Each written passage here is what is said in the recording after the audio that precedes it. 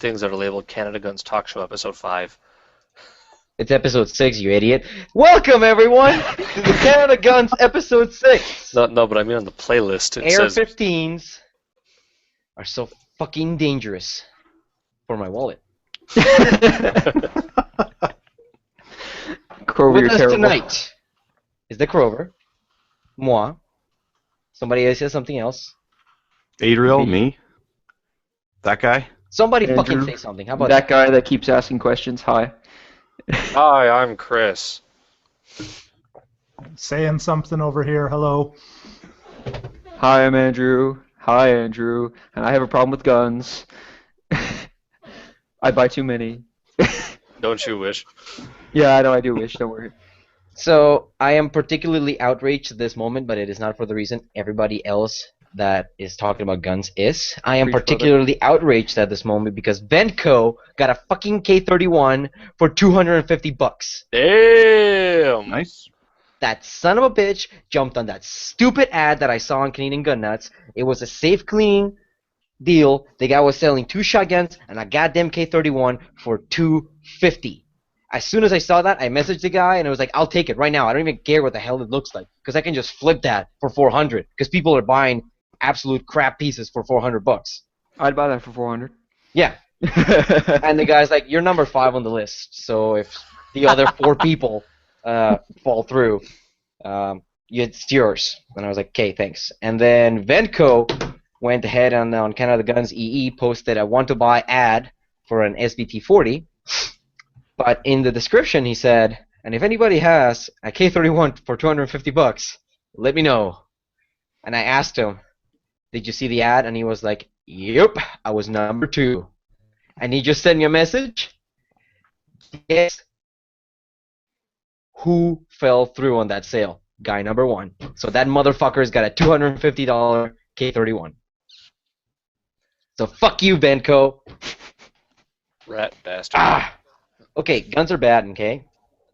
Shit, I Yes, just very noticed there's a bad. Type 38 Arasaka for sale, but I don't have the money for that anymore. Guys, I have a good thread for this. There was a thread on the Newfoundland subreddit about the AR-15 Oh, boy. because the guy who Oh, proposed boy. the politician, proposed like the petition rather, not politician, was from Corner Brook. So there was a big thread on Newfoundland about this, and people were basically saying, "Herder, why do you need a military gun? Like, why do you need 30 rounds to kill something? Like, herder, 30 rounds. Just kill me now. Just shoot me now." People don't know the rules at all. Like, let me find the thread. Give me Well, did you hear, like, that guy went on some talk show, apparently, over there in Newfoundland, and probably just open got, line. he just got shat on, apparently. The guy, I haven't read it, I haven't listened to it yet, but apparently, like, the guy hosting it was just completely disrespectful to him the whole time. Yeah. You open mean like line- when people that have an agenda want to push their agenda regardless of who they invite into their show to talk about their agenda? Yeah. Okay, so I'll explain open line to you real quick here. It used to be run by a guy named Bill Rowe, who was a politician in the province for years. Bill Rowe's a cool dude. He would never like shut you down like that, but now it's run by a different guy who's kind of an a-hole. So he gets this all the time. Like people come on and he just shuts them down if they don't agree with him 100%, and the show's bad now. Whereas Rowe would have a discussion with you. But anyway, have a look at that thread. I'll Crover, can you put it in like the actual chat too, please? You can just post it on Oh, the you're talking about the livestream tab. CBC comments section. No, I'm not talking about the CBC No, comment Andrew, section. you can just Oh, don't you have the regular live stream open on another window? Just throw that on that live stream link on the chat. not yet, and I meant to link the Reddit thread. I'm an idiot. I'm sorry. Well, I'll just link everybody that just in case our one viewer. Actually, we have 6 people watching. Holy shit! One of Oh them my is- god, a whole 6. Yeah, no, I'm genuinely surprised. People actually like us, guys. One of them is me, and one of them might be a friend of mine. Okay, there's the actual Reddit thread. That's the crazy bit, and I'll go on the thing now. I've already beat you. You're too fucking slow, kiddo. Whoa, whoa. Did you actually link the? Actually, we can't. You can't link that thread. It's too long. You're gonna have to use the shortened URL on the site. Found it. Never mind. I already beat you to it. Haha, too slow. Hey man, saves me work. I don't mind. But yeah, no, it's ridiculous. Like, let me Ooh, just- somebody's watching us from the shower. Pigs are there napping. But yeah, okay. So if you look down towards the bottom, it's like What do we got here? I gotta get you a quote. Oh, I see. Whoa, brother, that's a long fucking comment you wrote. No Oh, is that one the needs pickle nuts. 8 points Uh, up. It was 9 points upvoted. No one needs an assault rifle for hunting. These guns are restricted for a reason. And then blah blah blah blah blah? I would hunt so many fucking coyotes with a fucking AR-15. Oh yeah. Yeah. I had to buy my Howa because I couldn't take my AR out. that's why like I'm kind of on the fence about getting an AR after I get an RPAO because I mean, what am I gonna do with it? I'll bring it to the range and like mess around Yeah, with it. go do that. The more of those fucking things that are on or in people's hands, the better. I'm gonna buy one eventually. Just I want a coyote Plus, gun first. plus, all you have to do, technically, is spend 99 bucks like Pixis did and fucking buy a lower.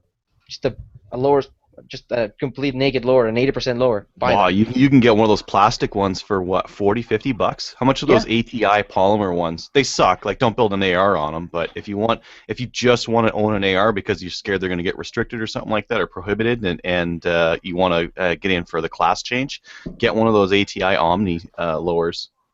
I've Smart seen those plan. dip as low as like 25 bucks on sale occasionally, but they always Yeah. sold out. Well, that's a bad AR lower. Well, the phrase "you get what you paid for" is applicable to firearms to an extent that is not seen in a lot of things. Okay, so pickle nuts again. They come with more firepower than anyone would reasonably need to hunt. At that point, is a public safety concern. Firepower. Yes, such firepower, much power. They're 223. Yeah, that's so powerful. So much power, we're not allowed to hunt with it in Alberta. No. Did you guys see that article that was basically like a guy said they took a 223 out hunting and it gave him PTSD?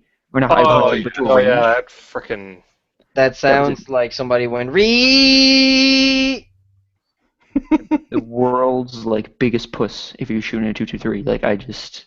Yeah, so it had bruised my shoulder and blah. I could freaking shoot my AR What in the hell one was he hand. doing? Holding it in front of his face and it smacked him in the fucking forehead? Nah, he's just Seriously. exaggerating. My 7-year-old shot an AR-15 and been fine with it. In response to him, like people were posting pictures of their 6 and 7-year-olds shooting ARs. My buddy check had my his look-ups. girlfriend. My buddy had his girlfriend shooting a 50 cal Desert Eagle. So like I mean like. If you have the proper grip on a 50 cal Desert Eagle, it's And like how many times did she smack herself in the forehead like those videos we see on YouTube all the time? Zero. well, when you between give a gun like that to a girl that's 90 pounds soaking wet, who has the grip strength necessary to give a terrible hand job, then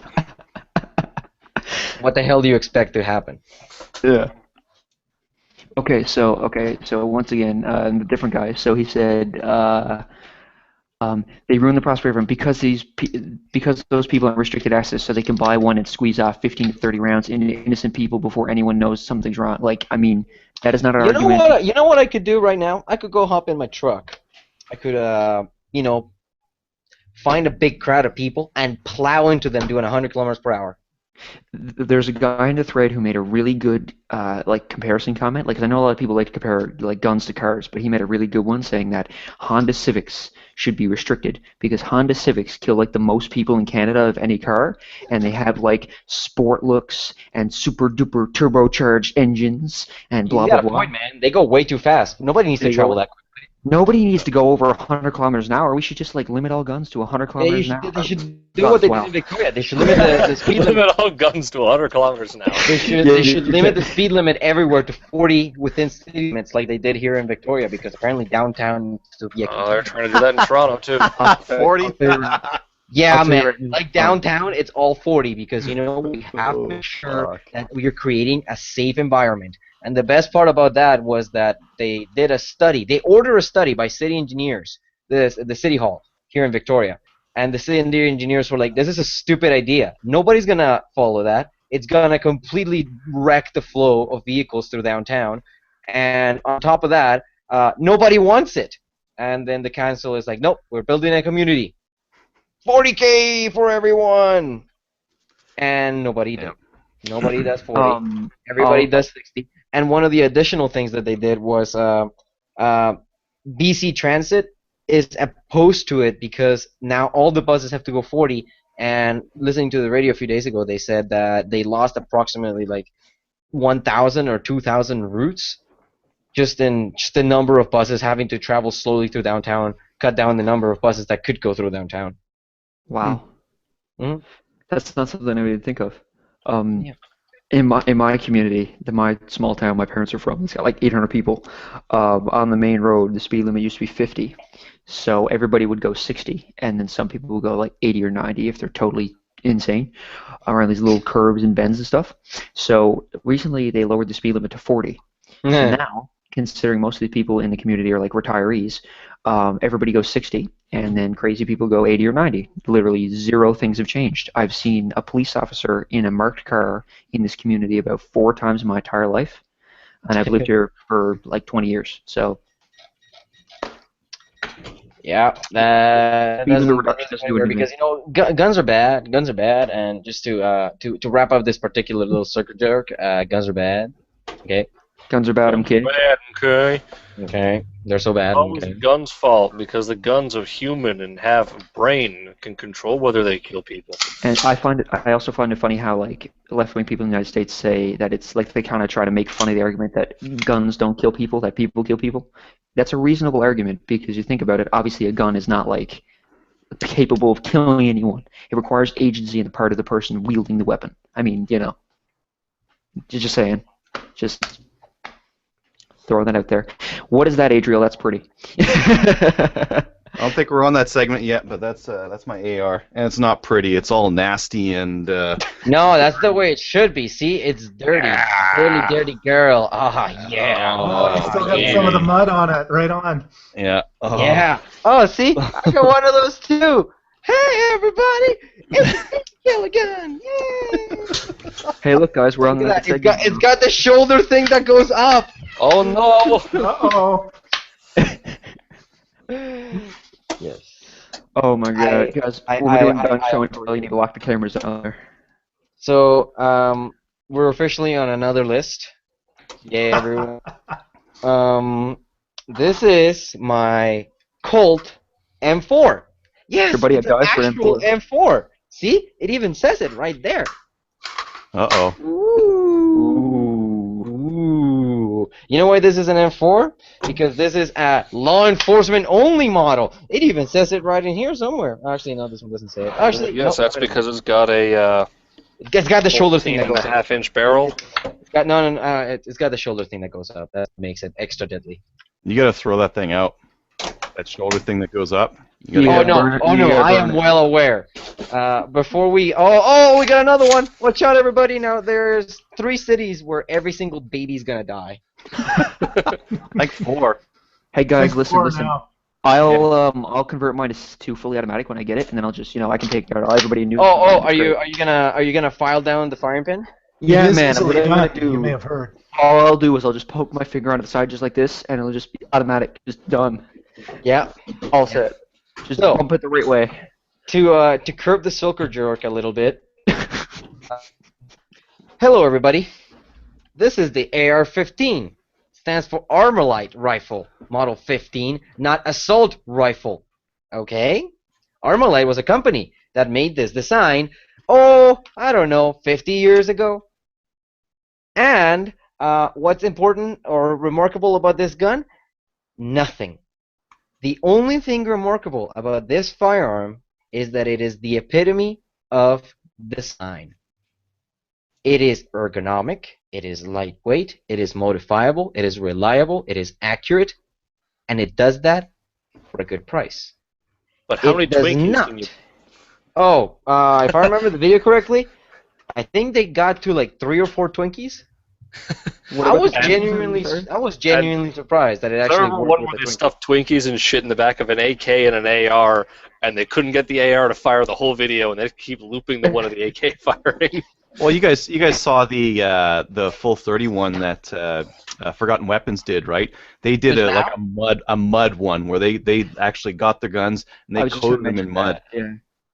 They did a M1 Garand, or no, M14, maybe a FAL, AR, and an AK. And the AR actually did really well, mostly because it's got a really nicely closed receiver, right? As soon as you've got this dust cover up, There's not really a lot of place for mud to get into this thing, whereas anything that ran with a bolt on the side, like a reciprocating bolt, that's where mud and dirt would get into there, and they'd start jamming up. But with the AR, they actually got really good accuracy, or not accuracy, reliability out of it, right? So I have a question. I'm good at those questions things. Okay, so what Crover has is referred to as like an M4 design AR. The only reason this is called an M4. Actually, no. You know what? Keep talking. Sorry. Yeah. What does Adriel have? Like, what is Adriel's like style called? Oh, on his AR? Mine's for law enforcement only as well. Oh. those special numbers. But does yours have superior annihilating firepower? Oh my God, Chinese guns. This is mostly a Franken gun. So the upper is a. You ready for spikes? Spikes upper. That's my question. Popped an alpha on there. Lower is completely different. The grips and this kind of stuff is Magpul. So I just put it all together. So, yeah, my kind of question is like with the front part there. Forgive my ignorance, handguard. The handguard. Thank you. That was the word I was looking for. The handguard. Like, what kind of? If you were gonna look for one of those, what would you call that? Like, because I think it looks pretty good. So, what would you call that kind of style of handguard? Forend. Yeah, There's like the sweetest one out there is the BCM. Oh, what is it? It's made of like magnesium. It's super duper light, and they're like $300-400 each. But I mean, like that type of one, like with the one? longer one. Yeah, the longer one. Like That's This is a Troy Alpha. Is it a rifle length or a? Yeah, this is a really long one. I could find out. Yeah, see, Andrew, this one has a carbine length handguard. The only reason for that is that the barrel is stubby and it's got the fixed front post sight. 13-inch should be rifle. This is a 13-inch forend on this one, so you can get your forend in whatever length you want to. If you're going to run a front sight like Crover's got there, then you'll need to stop it short of that. But if you're going to run they're called carbine length. Yeah, or some of them will run a mid-length gas system, so then you got to run one that long, or a rifle length. That's really run one. short. Really? Like that over here? No. You've got yours carbine is one of the shorter ones. Mid-length is a little bit longer, and then rifle is a little bit longer than that. Oh, you want to see something that's extra deadly about this guy? That was my question. See that right there? See that little bit right there? You mean Makes it extra deadly. Makes it extra deadly. You know why? Because this shooty gat can become a stabby gat. Oh my God. 1 minute here. Extra killing power. Oh my God. Look at that. Look at that. Now you've combined I'm like ready to stab zombie in the face. Oh you yeah. combine like the two most different things that got on a knife. Put the fucking bayonet through the screen of my laptop. That's why I backed up. This son of a bitch is so long with this thing on. Oh yeah. Look at how dangerous. Look how dangerous that is. So what's that bayonet? Knock someone's eye out with this. Who made the bayonet? Is my question. Like, what's the It's some manufacturer? cheap Chinese knockoff thing that I got. It's called a That's fine. Don't worry. Schrade. Yeah. Okay. Yeah, if it's Chinese, it's probably not great. No, you know what? I ran the different ones that I was looking at on Amazon by my knife friend, and he told me that this was the only one that was worth it because this was the only one that actually had the metal listed on it, so what kind of metal it was, and it's not shit metal, so it's okay metal. Okay. I have no idea where my dad got this one, but I just know it fits on the Chinese ARs too. Sweet. Yeah, no, that's an M7, not an M9. That's the previous version. I looked it up. This is an M9 bayonet. What Crazy has is an M7 bayonet. Well, it makes sense. My dad's had this lying around the house for decades. It might be an original one. Those things are cheap as fuck because there's literal millions of them. I just know that when I got this, I went, "There's a bayonet lug. I wonder if this fits." And then my It dad's like, does! "It's never gonna work." And I went, "Hey, Dad, guess what? Stabby, stabby! No, I'm gonna watch it, or I'm gonna stab a hole in my fucking monitor." see, What barrel length did you go with, Crover? Is that a 14.5 or 16?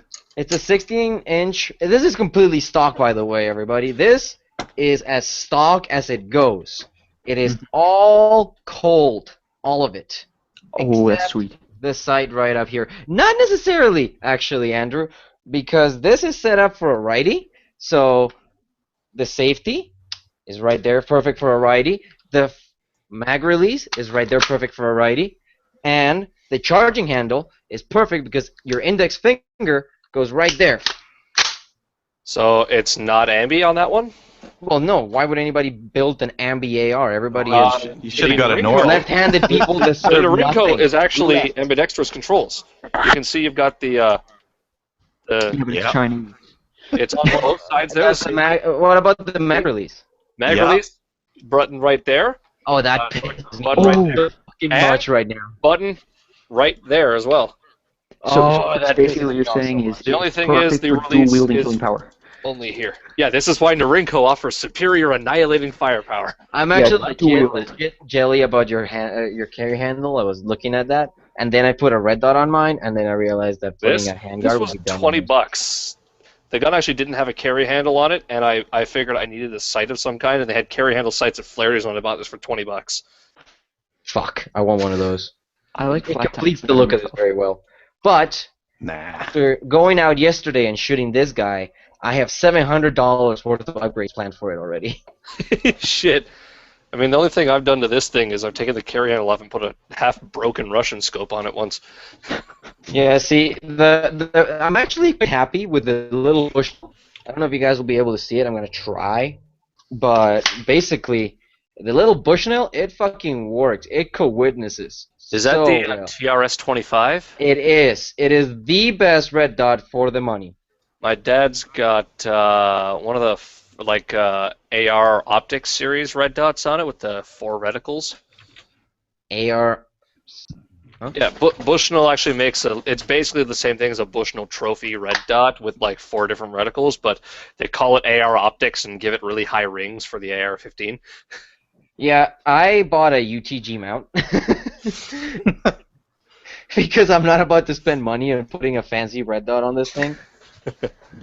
When I have 400, actually, let me walk you through the upgrades on this piece of shit. I'm gonna toss furniture because it's functional. That's about it. I'm gonna swap out the carry handle or the charging handle. Ow! Stupid. Back in a minute. Ugh. Oh, that was in the face. That was good. I'm gonna swap out the charging handle. I'm gonna put an ambi charging handle on it. I'm gonna put a ambi safety. I'm gonna put an ambi mag release. I'm gonna change the trigger because this thing's trigger is stock. That's the only way I can call that trigger. It's got maybe like a 8-pound trigger. Oh, gross.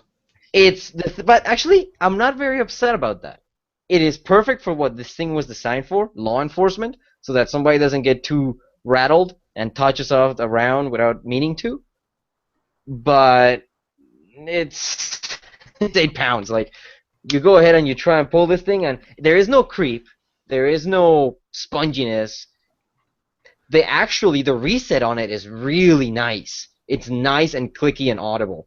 Like, you could probably pick it up if I put my fucking face right up to it. You gotta Yep. cycle the. You have to cycle it so you get your click in there. Yep. Yep. Nice and clicky. Clicky, clicky. So it works. It works great. Yesterday I put 200 rounds down range, and it was fairly accurate. And then I put the red dot on it, and oh my god, that was fun. I just put the red dot on the gong at 200, and it's like pling, pling, pling, ding, ding, ding. Yeah, It's they're super accurate rifles. There's a reason why they're that popular. Yeah, and I got it for a steal. I got it for $1,100 because these things are going for $1,300 and $1,400 on Canada on the CanadaGuns.ce. Mm-hmm. Sweet. Corby, you're all over them deals, man. Oh, there's a reason. The only things that I buy are cheap. The only thing that I've paid full price for is for this assault rifle. This is an actual assault rifle, people. Take a look at this. Circa 1932 assault rifle. Right there. Such a dangerous killing machine. It even comes with an extra long stabby bit. Oh my God. And it is only remarkable in that it is straight pull and therefore awesome, and that it is all number matching, completely down to the butt plate, to the magazine, even the bayonet number matches. Guys, I have a question for you now relating to this is almost relating to this, but you mentioned numbers and then you're talking about like military weapons. If you're looking at an SKS and you've got all the numbers on the parts, all right, you got all the numbers on the parts. What exactly do the numbers signify? So you got like, I don't know, like what's a good example? I can't remember, but I was looking at my buddy's SKS the other night with him, and we were trying to figure out what parts were matching. So everything on the rifle matches except for the magazine with the numbers. What exactly do they signify? Like, does anybody have an SKS handy that they could like demo what I'm talking about? Every part has like big milled-in numbers. Yeah, so what they do is they mill the serial number into every single part. So it shall be the serial number from the receiver is the main one, and that's the one you want to match to every other part. So that's what you're looking for. All those numbers should be the same as that serial number on the receiver, and that's what a numbers matching gun means, because all those numbers are just the serial number. And that's literally all it is. There's no signification other than... There's no other signification. It's the same serial number across all parts. That's what numbers matching means. Unless you're a collector, it does not matter because the SKS is minute of born accurate, and you know that's basically it. Gun can kill capitalists across Volga is accurate of sufficient. Exactly. Yeah, like I said, his is pretty good anyway. It's just a magazine that's different. It's really, we took it apart and everything. It's just magazine's different. Ooh. Adriel, I just looked at that handguard. That looks fucking sexy. Oh yeah, no, you linked that. Thanks. I was gonna have a look at that. Damn, that's a good-looking handguard. Also, janitor, show us that magazine you got there. What's that? Show us that magazine you got there. I saw the. Oh, I think I had it on one of the other ones, but yeah, it's just the mag skin I got made from Patriot Skins. They're called in the States. They'll do whatever you want, so I just asked them to make me a Canadian flag or an Albertan flag. Sorry. Got a bunch of those made up. Adriel, nice. That trigger you linked, is that as good as a Geissele? No. It's half the price of a Geissele, though. Geissele's like $3. I was thinking about it just because I want a Geissele trigger. Then just go get one. That's. Yeah. Chris, what is that? I have put scope of Russia on glorious American rifle. Is that a tape? Didn't you post that and somebody got super butthurt about it? I think they did, yeah. When I first got this, it's some shitty broken ass Russian scope. If you actually look here, right there on the mount is snapped off. So because apparently they use magnesium and it's not very strong, and it was given to me in this condition. And what's funny is there's actually where the part that fell off is. I taped it to the scope there so I don't lose it. This held a 0 until this cheap Chinese riser I have on it came loose. This is the part that came loose, not the scope. As it should be, really. As it should be. Okay, we've been circle jerking super hard. Before we move on, the Stabby Scattergat. Crazy asked me to talk about why I got rid of the 590 A1, and I'm in the process of getting rid of the 14-inch Hogue one that I posted on Friday, simply because I want to finance other projects. Those guns are entirely remarkable. They're very functional, but they are made constantly, and if I wanted to, I could go buy another one of those later on. So is this all to finance the upgrades to your AR that I ended up missing because I was doing the laundry? Yep, I'm gonna definitely put that money towards the AR if I can find the parts on sale. I'm not willing to pay things wholesale for parts like that because that's just stupid. I feel dirty paying $150 for a fucking charging handle. Shit. Yeah, because apparently ambi charging handles are just made out of fucking crystallized Jesus cum. Or something like that. Ambi, everything's really expensive. That's why the Nork is a really good deal. Oh. Uh-oh. Yeah, I think he hit. Oh, Windows 10! Windows 10! I legit think it was the cat walking his keyboard and disconnecting him because I saw a cat tail right before he disconnected. Oh. But yeah. Speaking of those Norenko AR-15s, I was at the local gun store today. the place where you got your short barrel there, Crover. Yeah. He had 2 or 3 Narinkos. One had this like real weird-looking sparkly green handguard. But anyways, both of them were like 400 and something bucks. I couldn't believe how cheap they were. Nice. Dude, those things are dirt cheap. I This know, I one couldn't. was believe $500 it. bucks. Those guns are dirt cheap. Adriel, did the cat disconnect you? Oh yeah. Yep. Actually, was it Oh, the yeah. cat? Yeah, it hit the keyboard and it's like you've been disconnected. It's like, what how did you manage to do that? I told you guys, I saw a cattail the instant before you disconnected. And I was like, cat. That's remarkable. That is actually remarkable. But yeah, no, janitor. I mean, every time that there's a sale in Canada Ammo, they always, and if they have them in stock, they list those fucking rifles $499 out the door. Yeah, I didn't I would even actually need be another, and once in a I while, just dude. about One with bought the- one anyways. What was that, janitor? Said I didn't even need one. I just about bought it anyways. But Oh yeah. Well, that's one thing, Andrew. If you just want an AR, you can buy a whole AR for $500. Yeah, you can get like an Norinco. I was looking at a Wyndham weaponry one that goes on sale like $800 at my local gun store. Yeah, those are fine. Those are apparently pretty good. So I mean, Yeah, those are fine. Then it's hard to fuck up an AR. Yeah. That's why you have to literally make plastic $29 lower before you fuck up. Well, they got a Dominion Arms 20-inch barrel AR and Canada Ammo for $5.99 right now.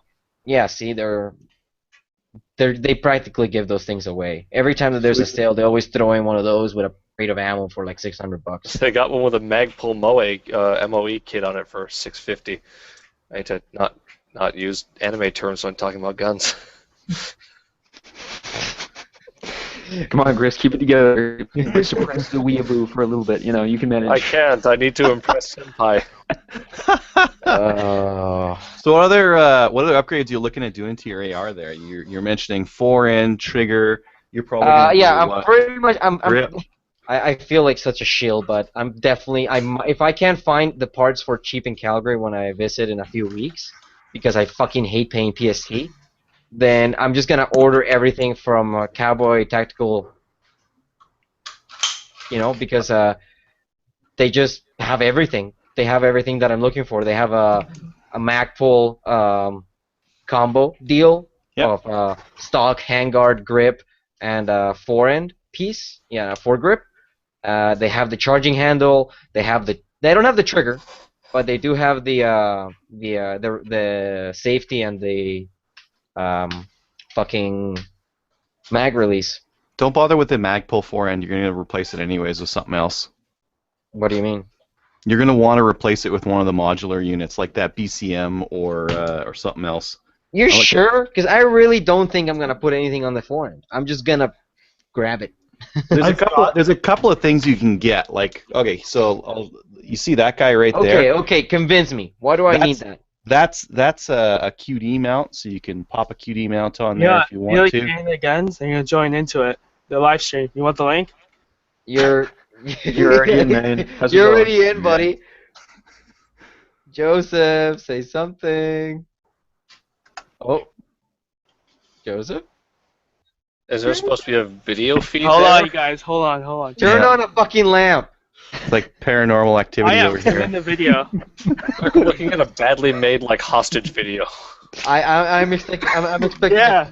I am expecting a penis. It's like a terrible, terrible horror film. so to that, It's not working. It's not working. We can kind of see. Almost. Quality No, they TV right here, folks. Quality TV. I'm trying to God, we focus have it, 11 viewers. Oh my god. Oh my god, 11 viewers. Oh wow. You can actually see his face, and he's not naked. Damn. I hope he's not naked. Wait. Yeah, I hope he's not naked. I hope he's naked. Crover, I've been inspired since you Hold wanted on, I'm trying to fix this. Just wait. Since you You take my just- suggestion and paint that 870 blue, I'm going to go ahead and get an 870 and paint it blue. I'm going to follow in the footsteps of my idol, Crover. I could paint it for you, and then you could own a genuine Crover brand gun.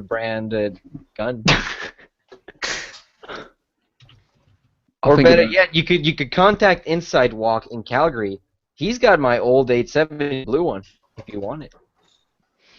Corvo, I'll get back to you about the one you've got there, and I'll think about it. I'll think it over. Actually, you wanna drop your number in a PM, and I'll text you the picture that I sent somebody else because I got it. I got a picture for it. Hello? Sure, can do. Hi, Joseph. There we go. It's working. So, what do we call you, by the way? Oh, what? I don't know. Just call me Quintino. 93, Oh, you're I guess. Quintino. Okay. Yeah, I am Quintino. That's right. You are gonna want to get Google Plus. Do you have Google Plus yet? Yeah, or I do you do. You do? I've had it for like ever. Okay, then if you go to the left-hand side on the sidebar, you're gonna see 3 little dots, and it says Add Apps, and you're gonna look for the Hangout toolbox. You're gonna download that so that Okay. a lower third, and that way everybody else knows what to call you, and you're not just the guy that was totally naked. I mean, not naked. You're not just the guy Alright, hold on. whose face slowly morphed into something visible. You Yes. know? Yeah. Which, by the way, I found that remarkable. You're still Hold on, kind of get blurry, in. by the way. What? You're still kind of blurry, by the way. Yeah, well, this webcam's pretty shit, so. Well, there's shit webcams, and then there's. I'm pretty sure you haven't focused it yet. No. I'm pretty sure you're just trying to record this on a potato. Did you jury rig your old flip phone to the computer? No, I don't have my old flip phone. Oh, that's closer. That's better. Dude, even my Hey, Motorola Razr was more in focus. there we go. I can see your pores. There We we can go. see some semblance of a beard and some eyes there. So wait, hold on. I download that app thing? Yeah, Look at I'd it. say he's downright handsome. Mm-hmm. Thanks. There we go. Oh, one thing I tried to do is I tried to take apart the mag because I wanted to see how it looked like on the inside. But guess what? The fucking pin doesn't let the stupid spring out. Yeah. Awesome. Welcome to Canada. So, does anybody have a line on 50 Baymax? Because I am looking for some. I know where I bought mine. It was Urban Tactical in Brantford, but I don't know if they still have any or if they ship. I think Rusty Woods trading. Oh, post. you're near Brantford? I'm in Toronto. I'm not too far from you. Where did you say they were, janitor? I'm just trying to find the link for you here now. I'm in second Shauna, if you want to call it that. Hmm. Hamilton's basically second Shauna. Oh, down in Who the were you talking to before, Joseph? Who are you throwing the link to? No, my other friend is in, because I'm in a mumble chat with my buddy. We're playing DayZ. Oh. Okay. Well, kind of, but. All hold Oh, right. on. I found.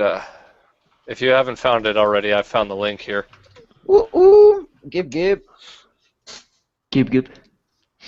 Gib, gib. Rustywood.ca. Shop magazines.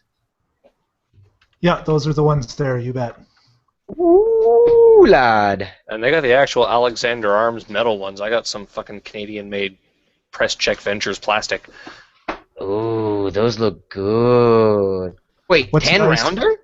It'll be Well, pinned to 5 rounds. It's still pinned to 5, but it's nice because it's as long as a 30 rounder. So if you're doing mag changes or whatever, you've got more to grip. Yeah, that's I nice. like that. The only problem is I'm looking at actually all of them. The 10 rounders on back order. Motherfucker. Well, The 7 rounder will be probably about the length of a 20 round AR mag, so that one should probably be pretty decent. Is that one also pinned to 5? Exactly. That'll also be pinned to 5, yeah. They're all pinned to 5. So this is a 7 rounder here beside a Magpul 30 rounder, if that makes sense to you. So it's a little bit shorter, but not too bad. So the reason they're pinned to 5 is because there's technically not a 50 Beowulf pistol, right? Well, yeah, exactly. Yet. Yet. Yet. Yeah, here's Someone makes one, he'll make a killing. here's a 20 and a 20 Magpul and a 20 whatever these 5 rounders. Back it up a little bit because they're really Whoop. close to it. There you go. How's that? Better, Same. better. Back it up a little more. Whoop. Put them right in front of your face, like right in front of your face. There we go. Now say we go. something so we can see it. Okay, so there's the 2 mags there. So this is one of these these CPD mags, and this is a Magpul 20. So they're same length. This is pinned right here. Oh, looks like, oh, buddy. Pterodactyl, you just came through, buddy. Thank you. He just linked me. Bullseye London has 50 Beowulf aluminum 5 round ones for $42.99. Those. So there's some that are nice, and then there's some that are epoxied together. So take a look at the pictures on those, because you might find that there's like these drill holes in the front where they've actually drilled out the spot welds on those mags, taken them all apart to do whatever, and then epoxied them back together. They won't last. I had one. I know. Well, I just linked it. You tell me if that's the one. My computer's frozen, so I can't tell what any glue happened there. can't really tell. Yeah. Here's the one I got. Oh, are those the PVC ones? Hey, Yeah, samesies. I got a couple of those PVC. too. And here it is next to a 30 rounder from China. Oh, right. They just cut the side of the fucking hole there. It's cut the side there, and apparently they bend some shit in here too. Yeah, they're all right. I mean, I use the PCVs in my AR. My T97 didn't like them because the T97 magwell's a little bit tight, but it ran fine. I prefer these metal ones because I get them dirty and nasty. Yeah, and I find this one, if you stuff it too tight, sometimes it starts swelling a little bit at the top. Yeah. Yeah, you can only get 14. These I can get 15 in every time. Ooh. Okay, so that's a good way to convince me to get those. So I guess I'm the only one without an AR. No, don't worry. Andrew doesn't even have a fucking license yet. Doesn't matter. It's in the mail, okay? But I never really cared for ARs, so you They're say awesome. that, child. You say that. I don't You care. say I didn't care for ARs until I went to the States and fired a full auto M4, and then I'm like, you know what? Yeah. Yeah. Yeah. Maybe one day. I don't know. Never really Okay, cared for so Adriel, did your shit unfreeze or what?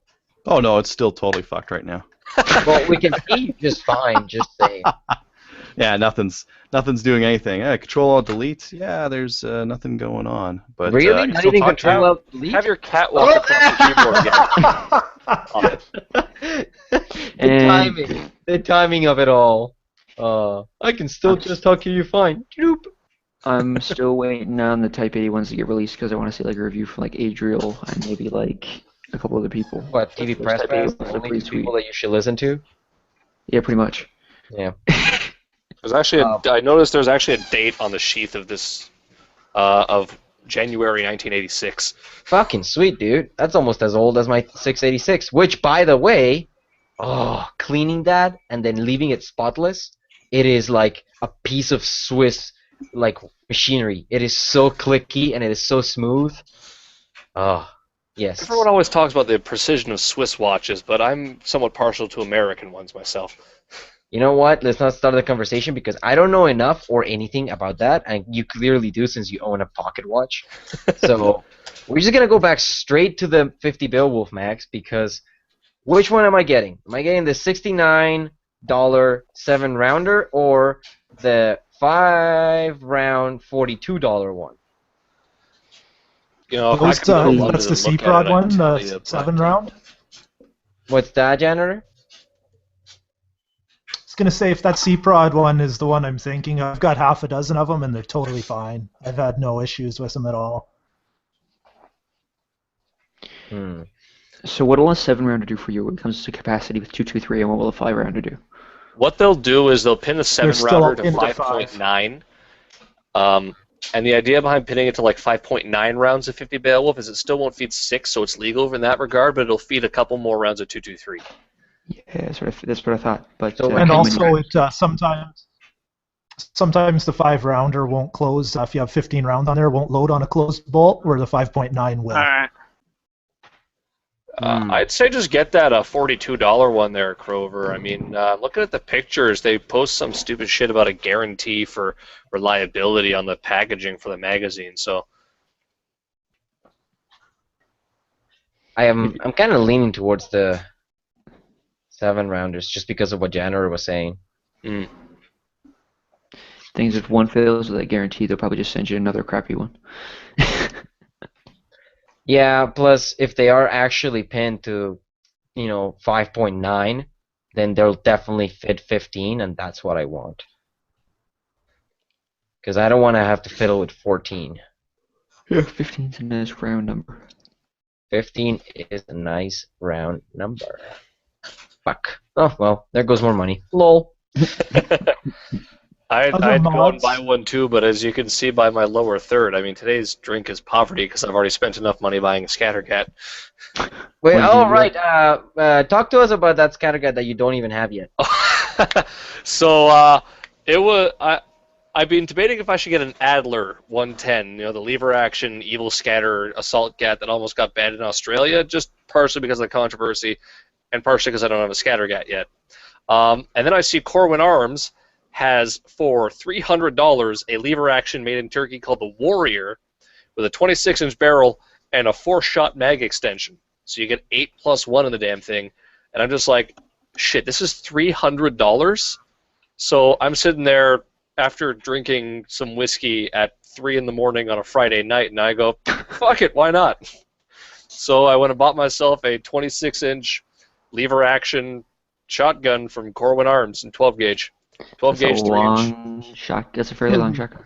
26 is actually pretty short. You get 26 and 28 are the two most common lengths you find for duck hunting usually, and that's one of the things I want it for is the capability of doing that.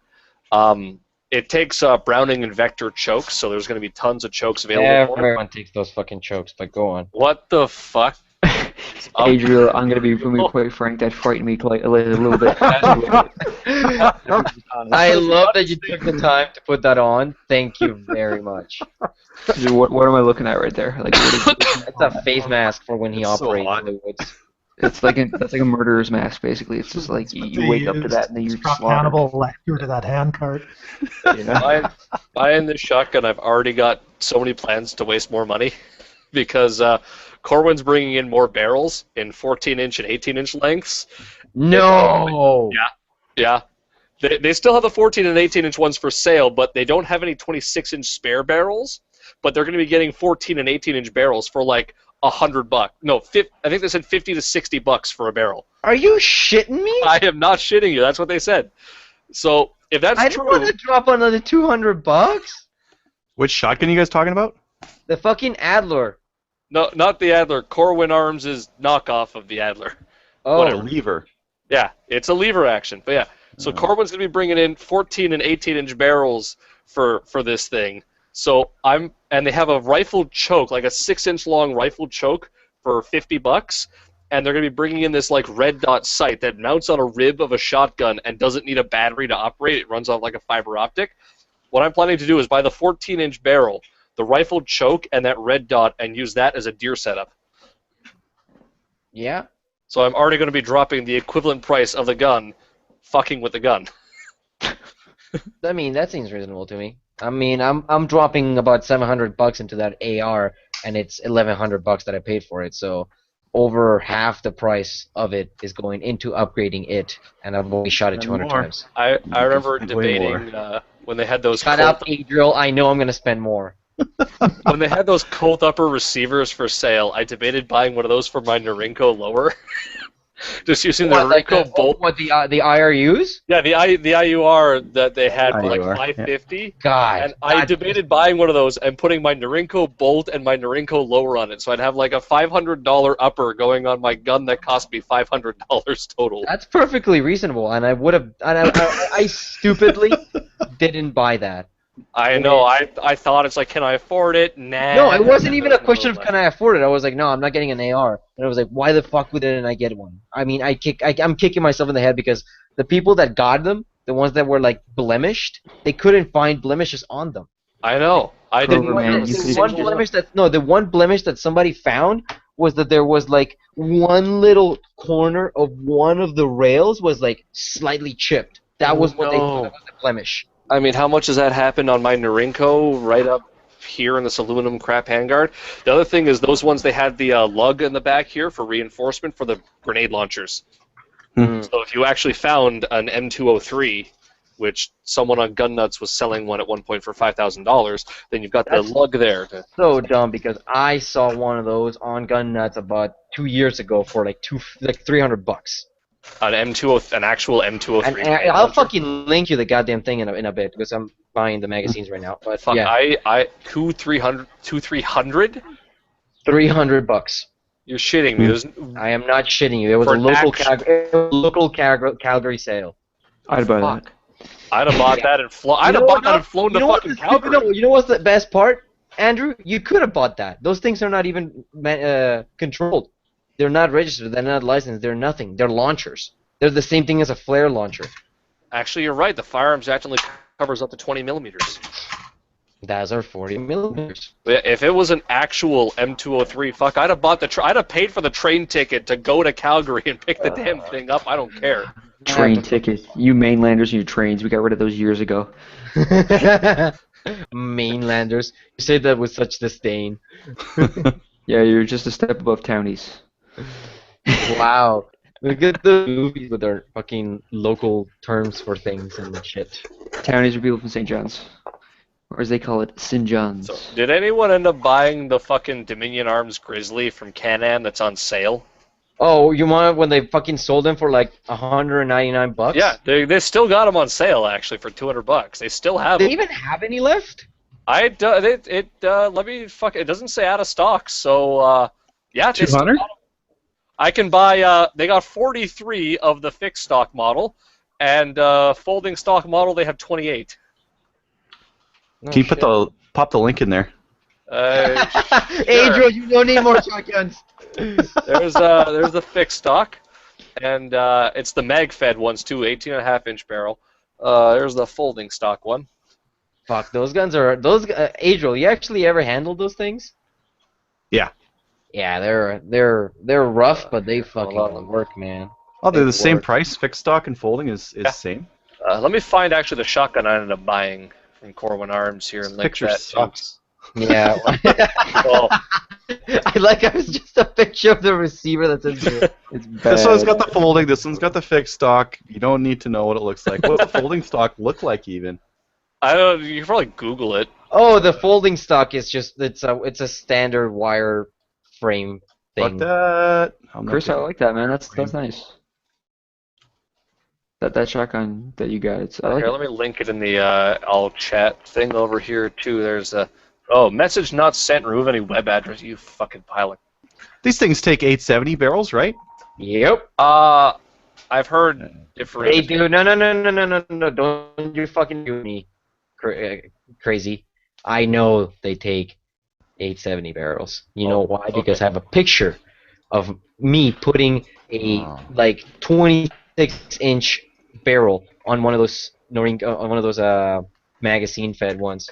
I'll try and find it. I'm still looking for the fucking M203, by the way. Oh my god, the one with the ghost ring sights is even on sale too. Is that that's a bead sight model? Here's the ghost ring sight is also $200, and that's actually got proper pictures of what it's supposed to look like. Oh, there we go. Keep dropping those on the side chat, by the way. That's- People want to see that. That's actually not terrible looking. That So- folding stock's a piece of shit. I don't want that. That's gonna be what your cheeks on, and it's gonna be bashing the crap out of you with that tiny. Yeah, little no. piece A of buddy of glass. mine. Pretty ugly. By the way, I just linked the M203 that was $300. Nice. You're So, getting 37 millimeter flare launcher though. It says on the side there.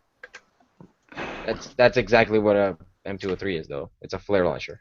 No, the M203 is a grenade launcher.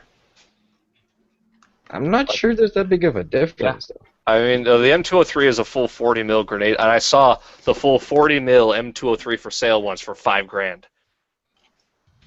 Yeah. April. There it is. You can, in fact, put 870 barrels on Grizzlies. Nice.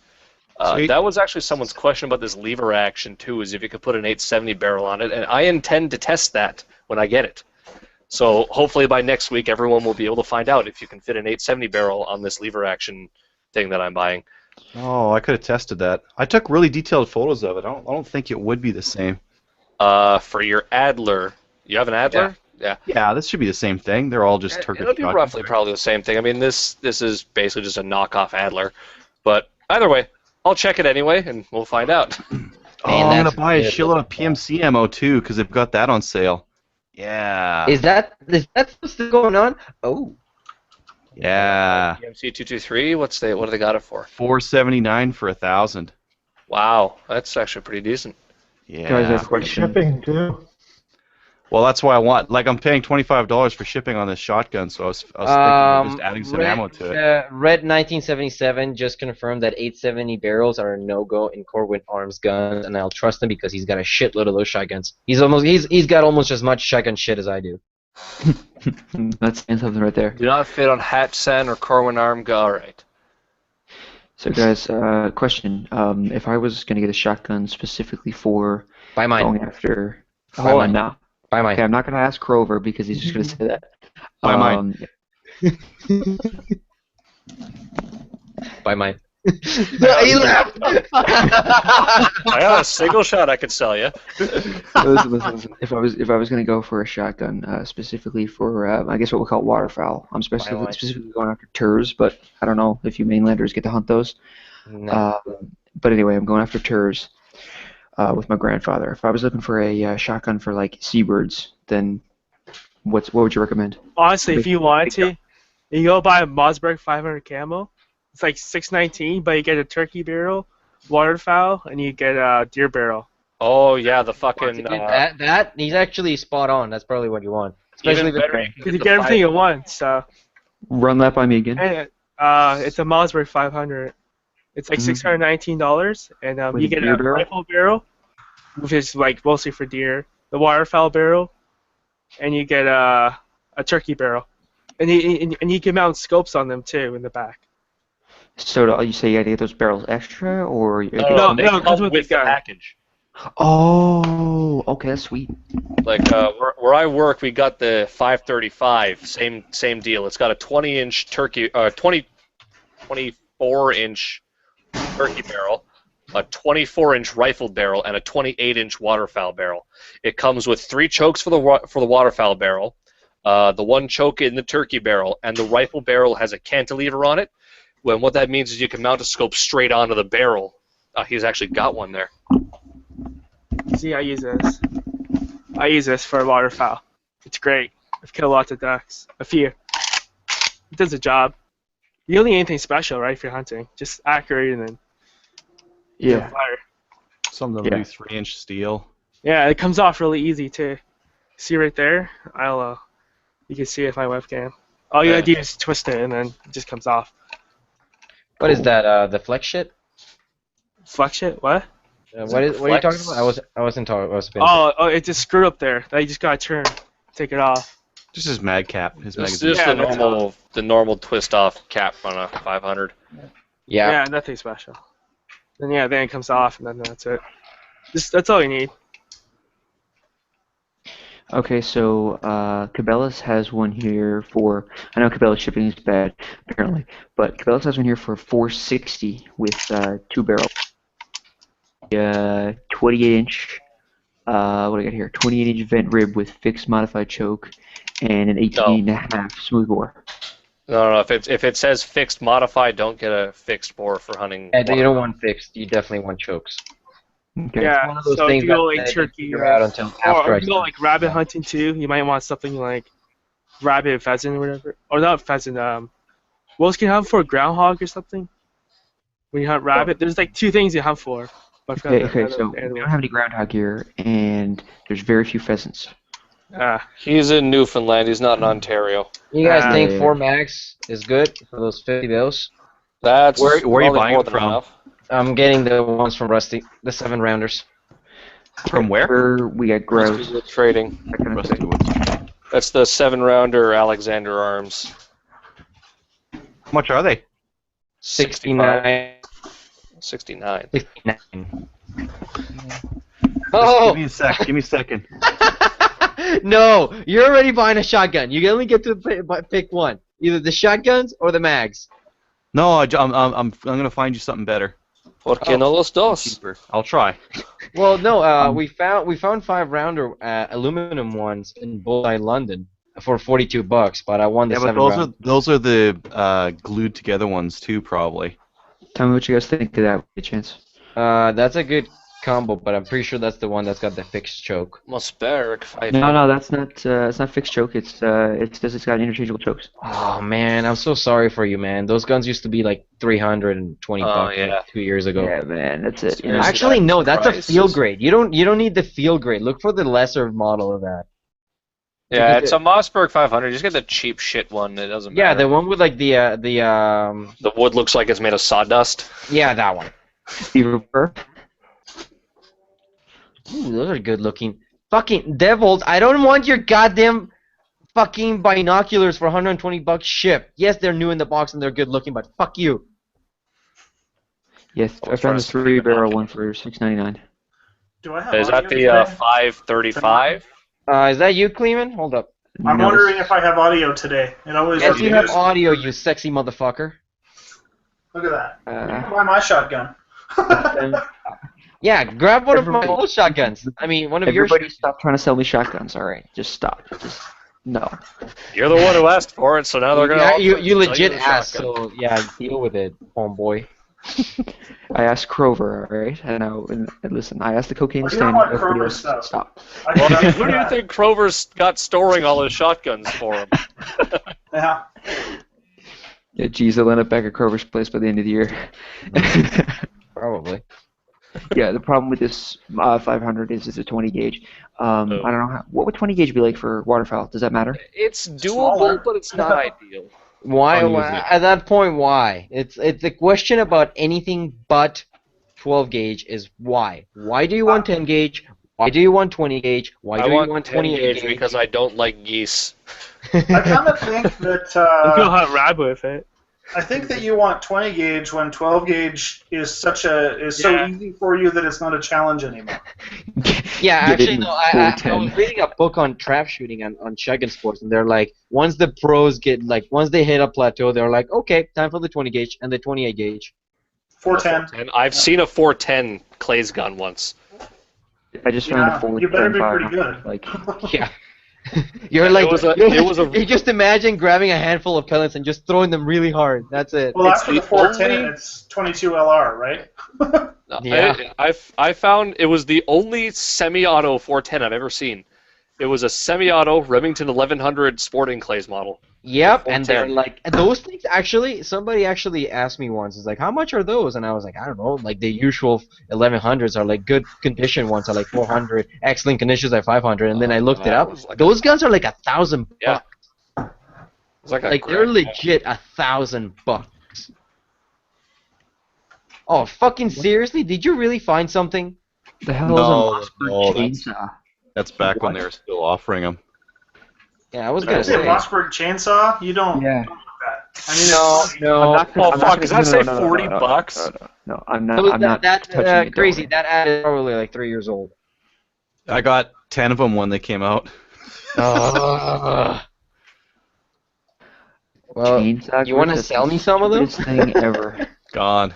Gone. the fuck you. chainsaw is basically like a, Doom video game gun. That's weird, man. It really The is. No. I am convinced the chainsaw was specifically designed to play on the tendency of rig pigs, so that they would walk into a store, then they put that motherfucker on the counter, and then the rig pig looks and goes, "I want that for shooting my truck."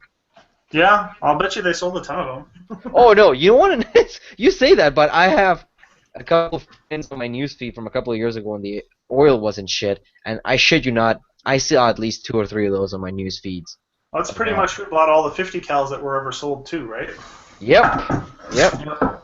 What else did remember- Canada Ammo have for sale just while I'm in here? I don't know. It's Actually- mostly those shotguns. No, it's PNC ammo, AAC muscle devices, IMI, stocks. They have cheap jerry cans. If you want a cheap jerry can, you can get one for like a 20-liter military Swedish one for like $40. The only reason that I know this is because on Friday when I saw the sale. Oh, so what was that, Jenner? Well, the windshield wipers are on sale too. Oh, yeah.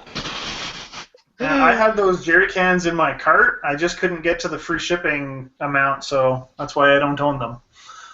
There. No, you know what? On Friday, I sat down after I received the email from Canada Ammo, and I picked up 200 rounds of green tip PMC 556 ammo, like another 200 rounds of 357, 200 rounds of 38 special, 100 rounds of hollow point ammunition for bird protection, and like 4 jerry cans. It's a lot of ammo. We have Why a does question Canada from Ammo the sell chat wipers? for Adriel. There apparently used to be an auto parts shop or something. We have a question in the chat for Adriel. Tegan Latang asks, "Hey Adriel, random Partis SL question: Is yours sticky when the mag is full? When the mag is full on mine and I press a button and release a cartridge, the cartridge does not always drop onto the lifter." Nope. Nope. Sounds like the usual shenanigans from Partis. I mean, that's why the gun was on sale for like $4 or whatever. Yay, Yeah, quality those control. were So four what I have found with them though is the magazine tube is easy to pull off. So if you strip your shotgun down, you can pull that magazine tube off and see what's going on. I mean, if it's the case that the follower isn't pushing the rounds out fast enough, you can just strip it open and take a look, see if there's anything weird going on in there. Maybe there's some dent in it. Maybe there's a piece of crap in there somewhere keeping it from doing what it needs to do. But yeah, strip it open and take a look. What ended up happening was on Friday is I went and I canceled that order because I have a press now. Yay. Yay, I have a press. I'm gonna make my own ammo. What are you gonna make with it? Obscure ammo? I'm gonna make 223 and 38 special and 357. Just make shotgun shells. Those are pretty easy, I've heard. I don't have You gotta use the different facilities to make Different shot. press. Yeah. I feel like I would only start Okay. making ammo if I had like some kind of weird gun like the revolver that Crazy has, just to. Well, the Nagant, Reload you can reload Nagant. Yes, you No, can. no, They yes, sell you dies can. for it. I just haven't bought them yet. And Well, trade have X you, sells have you, both. have you even found brass for that? Well, what do you think me shooting my ammo gives me? I shoot the ammo, it gives me brass, and I just reload that. Is Yeah. that brass ammo? That's brass. Yeah, it's not steel. It's new manufactured brass stuff, and Well, I Great stand corrected. What the Great fuck X do I has the know? bullets specifically for that. I think they even have the dies for it too. Just at some point, I need to justify buying something from Great X. I stand corrected. Crazy's a little champ over there. I stand reloading that weird 100% stuff. corrected. Ooh, Rock Chucker Supreme Master Reloading Kit by RCES. So, question with the Fuck, this is heavy. field, that field gauge, blah blah blah, Mossberg 500. Does it matter? Does it make a difference with that? It's particular- just a fancier version. I'll take a fancier version. I don't care. I honestly looked at that stock and thought it was an 870 at first. No, the thing about it, Andrew, is you don't want fancy. You just want something to sling lead. Eh. It's going to get beat up. That's the Yeah. thing. You don't want But pretty. you're gonna go out on a blind. You're gonna drop the thing. You're gonna go. You're gonna Well, shake the I'm not going to go on a blind. You're I'm gonna hit run off slow, I'm gonna lose trees, the wire. branches. That's what you're saying. It's gonna be out in the cold. Well, Yeah. you also live in the fucking coast there, so you're near salt water, and that's gonna fuck the gun Yeah. up right good. Well, you Yeah, definitely yeah. want an 870 Express then, for sure. Oh, that was glorious. This one guy, he came in. It was in guns. He came in and he was like, "This is it. This is the definitive post to prove that the Remington 700 is still the platform to go with." And he posted like one picture badly taken of like 6 groups of like 5 shots, and they were like under an inch, and they're like, "Yeah, that's nice. Everybody knows that a gun nowadays that doesn't shoot under MOA is not acceptable as a bolt gun, but the problem is it rusts." And then the guy just defended the shit out of the fact that the gun did indeed rust on him. He was like, "So what, man? I mean, if I just have to put a little upkeep into it and put some oil in it every few days." And it's like, dude, no one, and I mean no one in the industry has to go through that. The only manufacturer that I know of that has product that rusts sitting in a dry safe with a dehumidifier is Remington. Even my Howell, when I had it out in the rain, didn't rust when I brought the fucking thing home.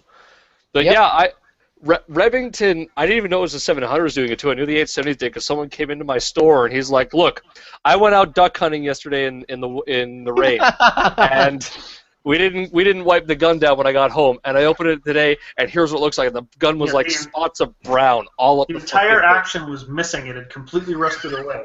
thing. It happens to It SK. was, it was just a bolt and 2 action bars. Yeah. Barrel. Yeah, everything you think happened to an SKS when you shoot corrosive ammo happened to this 870. Just disintegrate to a pile of dust. God. No, That's brown all over, rust spots all over, and I'm like, this happened overnight. yep. Like, I was astounded. you know what? That happened to mine. The first time I took mine out, it wasn't raining or anything. I just set it down in the grass, and the next day there was rust spots on it. A lot of people actually- don't know this, but that's the reason why I painted my 870. Because I bought an 870 Express Tactical, I touched it, and then there was a fucking handprint on it in the shape of rust. My dad has one of the older ones from before they got sold off to Freedom or Service Capital, where the fuck owns them now. His didn't rust until we noticed a couple of days, like a week ago or so, that there was rust in around the chamber. Not the outside. The outside was fine, but rust in around the chamber, like a bit of surface rust in there. Oh, gross. Yeah. Well, it just That's wiped the worst place wiped, to get it.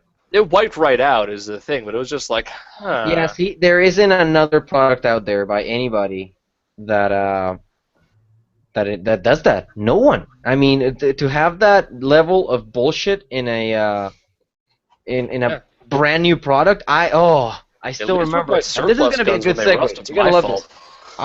I was at the Calgary Gun Show about 2 years ago, and I was walking past a vendor, and he had a brand new Remington 700 tactical 16-inch barrel, heavy barrel 223 or 556 model, and I pick it up, and I look at it a little closer, and I go, "This has rust on it," and the vendor just goes, picks it up. Fuck!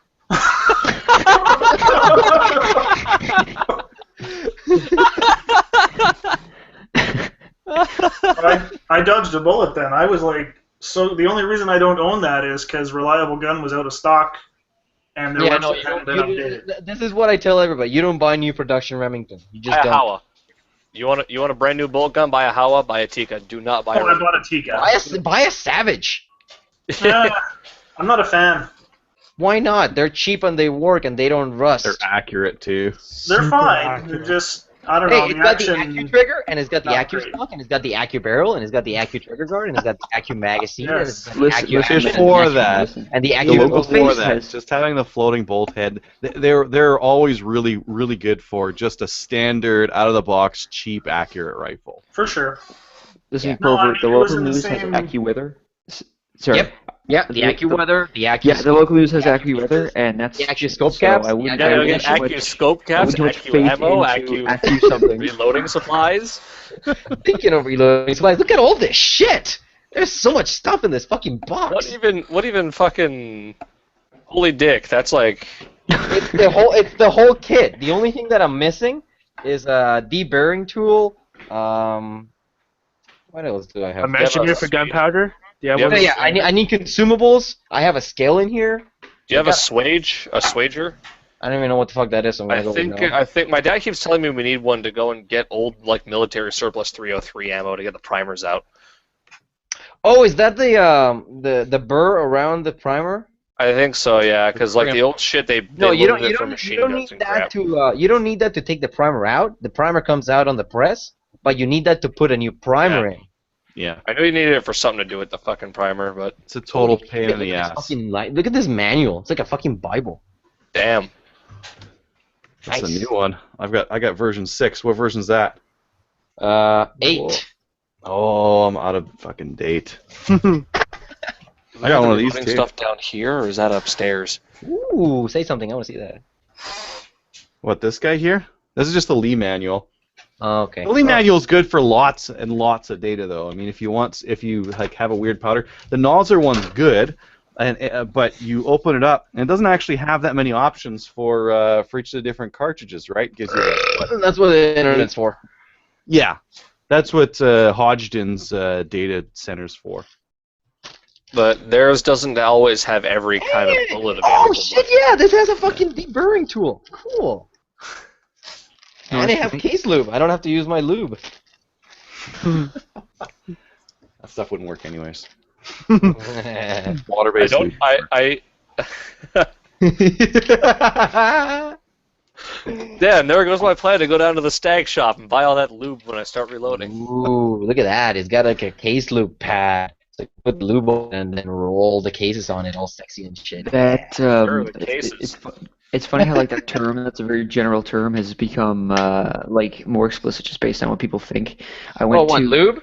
yeah. I went to Canadian Tire and because I had a lock in my house that was like really sticky, so what I needed was like carbon-based like lock lubricant.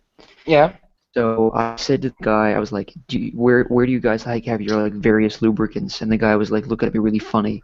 And he's like, well, what kind are you looking for exactly? Like, you sure this is the right place? I'm like, yeah, man, it's for a lock. And he's like, oh, okay, it's over by the keys. Like, it was just weird, man. It was a weird conversation. The guy was like, He totally eyeballed you, man. oh, He yeah. looked at you up and down and went, no, man, no, not today. Yeah, the guy was like thinking I was, it was a weird conversation. This just reminds me of this one guy who called a mechanic shop and just kept yelling butt plug into the phone. And the guy kept going, you want a spark plug? Butt plug! Butt plug! I got a mechanical scale. That's all he said the entire time was just yelled butt plug. Oh my god. Mechanical scale! Okay, so my question now, I have our no CBS mechanical scale lying around. Okay, so I can only find the Mossberg in like the Super Bantam here, the 3-barrel combo, whatever, in 20 gauge. Keep That's looking. I guarantee you, if you go into any store, they're gonna have in stock my Mossberg 500s. Okay, because like I said, I'm only going after Tur, which is like the common Morel. Or if you just buy my 870. Or look for a Winchester SXP. When was your 870 made, Crover? 2013. No. No, I'm good, thanks. It's actually held up fine. So Actually, How about a Look at the chat. 1965? I post something in the chat. Shit, there's a bullseye. I got a 66. I got an 80, and I got a 70. No, a 69. I think those are my all friend. You just told us for like 20 minutes about how terrible Freedom Group Remington stuff is, and then you're like, Let me man, tell you I heard something 13. because let me tell you something. It doesn't have Express on the side. Okay. So what I'm thinking happened was Remington, like somebody in one of their graveyards had a brainwave, and they're like, shit. They might have actually caught on to the fact that our guns are shit. And since we started naming them Express, that's when they started going to shit. So if we just take Express out of the name, they won't know they're shit. So, or maybe the taking Express, so they magically made it not shit. maybe they did. I mean, Kleeman, his rusted, mine hasn't. And Maybe it took all the shit from that and they put in that pistol of theirs that was so bad they had to replace it. Oh, the R-51. Those would blow up, did you know? They blew up. Amazing. That's what was happening? They have out-of-battery detonations. Oh my god. Yep. Shit, that almost happened to my Browning, actually. What was it called again, sorry? The R-51. Yeah, I think so. Let me Google this. It was a pistol they made back in like the 60s or some shit. And you think, if they're going to start making a pistol they used to make, they should know how to do it, right? No. Nope. It was so bad, they issued a recall on every single one that they had made and replaced them and gave a spare magazine as compensation, because this is meant as a carry gun. And if your carry gun's going to fucking blow up on you, fuck. Adriel, did you ever find any cheaper mags? Because I'm waiting to place this order on you. No, go ahead. Okay. More money, yay! But yeah, Joseph linked to me a Bullseye London page. Yeah, with that's the kind of shit he was talking about there. That's the kind of setup you want. what Yeah. a cham. Thank you, Joseph. Well, are you gonna what is it? Just waterfowl, or are you gonna end up? With other stuff? Because I mean, you probably don't really need more than just one barrel that takes chokes, realistically. Realistically, right but now. if he's gonna sling lead, you might as well. Did you have turkey? He might as well get the whole shebang there. You got to think, because if he wants to in the future, he doesn't have to buy another barrel for $200. Also, Jenner, he's in Newfoundland. What the fuck else are they gonna do? Fish? Moose? Do we have moose and turkey there? You have turkey? Okay, no, we don't have turkey. I'll tell you what we have in Newfoundland. We have Turs, which are the common murre, which we can bag 20 a day here. My grandfather loves them, so. Yeah, you got a powder thrower. Powder thrower. We got grouse. We got moose. We've got coyote, which doesn't really count, but we got black bear. What else can I tell you? And a couple different small birds you can hunt. But Hey, Andrew, Do we have deer? once you familiarize yourself with the bullshit laws from that area, tell us about them, because I heard that there are a lot of fun rules about how you're actually supposed to shoot in Newfoundland, or maybe I'm thinking of Nova Scotia. I don't know. No, it was New Brunswick or something that you're Is not it? allowed to. You need a permission to go out with your gun when you're hunting and stupid shit Yeah, like so that. you need basically, as far as An I remember ATT. correctly, you need not an ATT, but you need like tags with you year Yeah. round, or else you're accused of poaching every Yeah, single that's what I remember hearing. Basically, I was heard you need like an ATT for your rifles from the provincial government. Pretty much is what people were saying it amounts to. Well, basically, what people do here, if they want to go like plink in the woods. Yep, they just get a predator license or a predator tax. Yeah, what they do is they just get a small game license, it's called here, and then you take out your 22 or your 223 or whatever, as long as it's like no bigger than like 250 or. But yeah, it's like 223 and 250, all that stuff. You can take it out for a small game license. Yeah, you get that in Ontario too. Because you just have to hunt coyote, and coyote's quote unquote small game. So. There's the ass end of my Ontario hunting card. 3-year small game, 3-year fishing. Woohoo! Yeah, mine's upstairs. I don't feel like doing that. So when you say 3-year fishing, is that for like salmon or? No, that's for like a everything. fishing license. You need a license to fish anything in Ontario. Really? Well, you need a Yes. fishing license anywhere, don't you? No, here in Newfoundland, you can just haul trout all day long.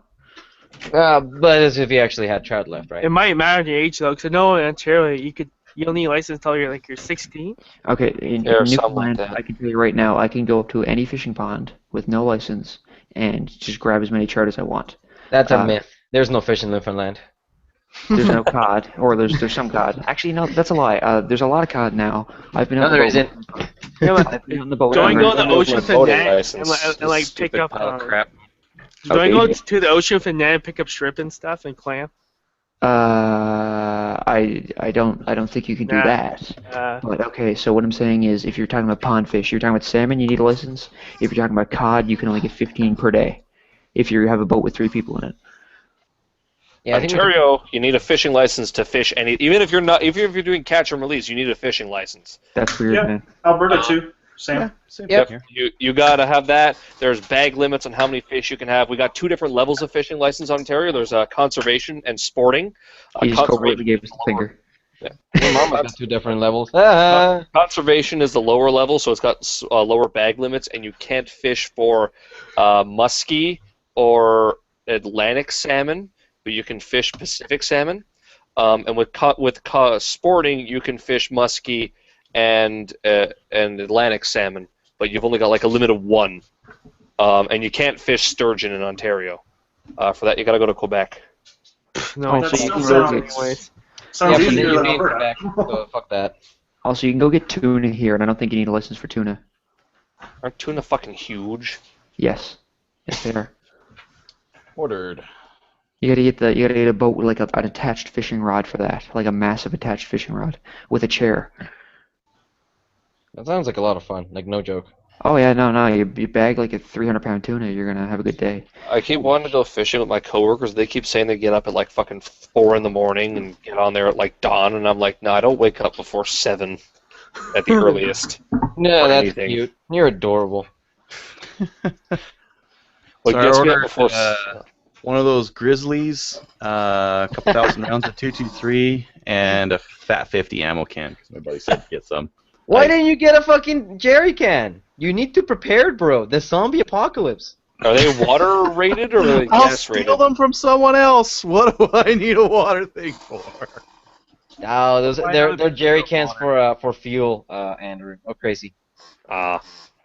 But they're cheap. They're like $30 for like a 20-liter metal, nice one. You know, I mean, what's a little bit of plastic in your stomach? I mean, I'm sure living in Toronto, I have worse things going in me than plastic. Yeah, for you're gonna food. get shot. Ah. Yeah, and worse things going in. By You're a gonna have, like, deadly a leg 22 going through one caliber of these assault days. rifle. Oh, Oh. shit. Probably So for by some anger. reason, folks, there's been a actually, that's really not that surprising. Gangbangers have a liking for thugging-looking weapons, so of course what they do is they buy a 1022 and put it in an Arcane Joe fucking stock because it looks like a G36, and then they slap on a 110 round GSG 1022 drum mag on it, and And then it inevitably, when makes they Joe get caught, Warmington shits himself. yeah, So hold on, inevitably did you say they get caught, and then the cops go, we found a rifle, and what the media hears is we found an assault rifle. Because it's black, see? Because it's black? Actually, because it looks just like this, so it must be the exact same thing. Oh my god. Oh my god. It's an assault rifle. Fucking the Toronto Star was saying, oh, it's built for a war zone. Oh, that Toronto article. Sun, not Toronto Star, which is so surprising. That fucking article was so... Oh. If you're like 300 this feet away, have no it'll place bounce off you. Weapons like that have no place in playgrounds near children. They have a place in my gun safe, though. What's interesting about that whole thing was that there really was a story there. I mean, you shouldn't be finding even a 22 in the bushes. They just blew it out, like they lost all of their credibility by trying to make it into something it wasn't. Well, you're acting as if the Toronto Sun had credibility to begin with. Yes, I mean, that's beside the point, I suppose. But Man, this thing is long. That the Swiss one? Yep. Yeah, they're nice. I am very happy to have found this thing. I mean, that was the one thing that I cared about this K31. It was that it was all number matching, $500. So for an extra $100, I get all number matching numbers. Mine's all number match. Mine's 359. So. Fuck you! Shut up! Go away! I'm kicking you out right now. I got a mostly numbers matching K98 Mauser for $200. Yeah, we don't talk. You want to get kicked out too? I can go grab some Mauser. Motherfuckers right now. I can go and grab some Mauser in my safe. Janner, you cheeky fuck! I heard it's called a 1022 because it can kill 22 people with only 10 bullets.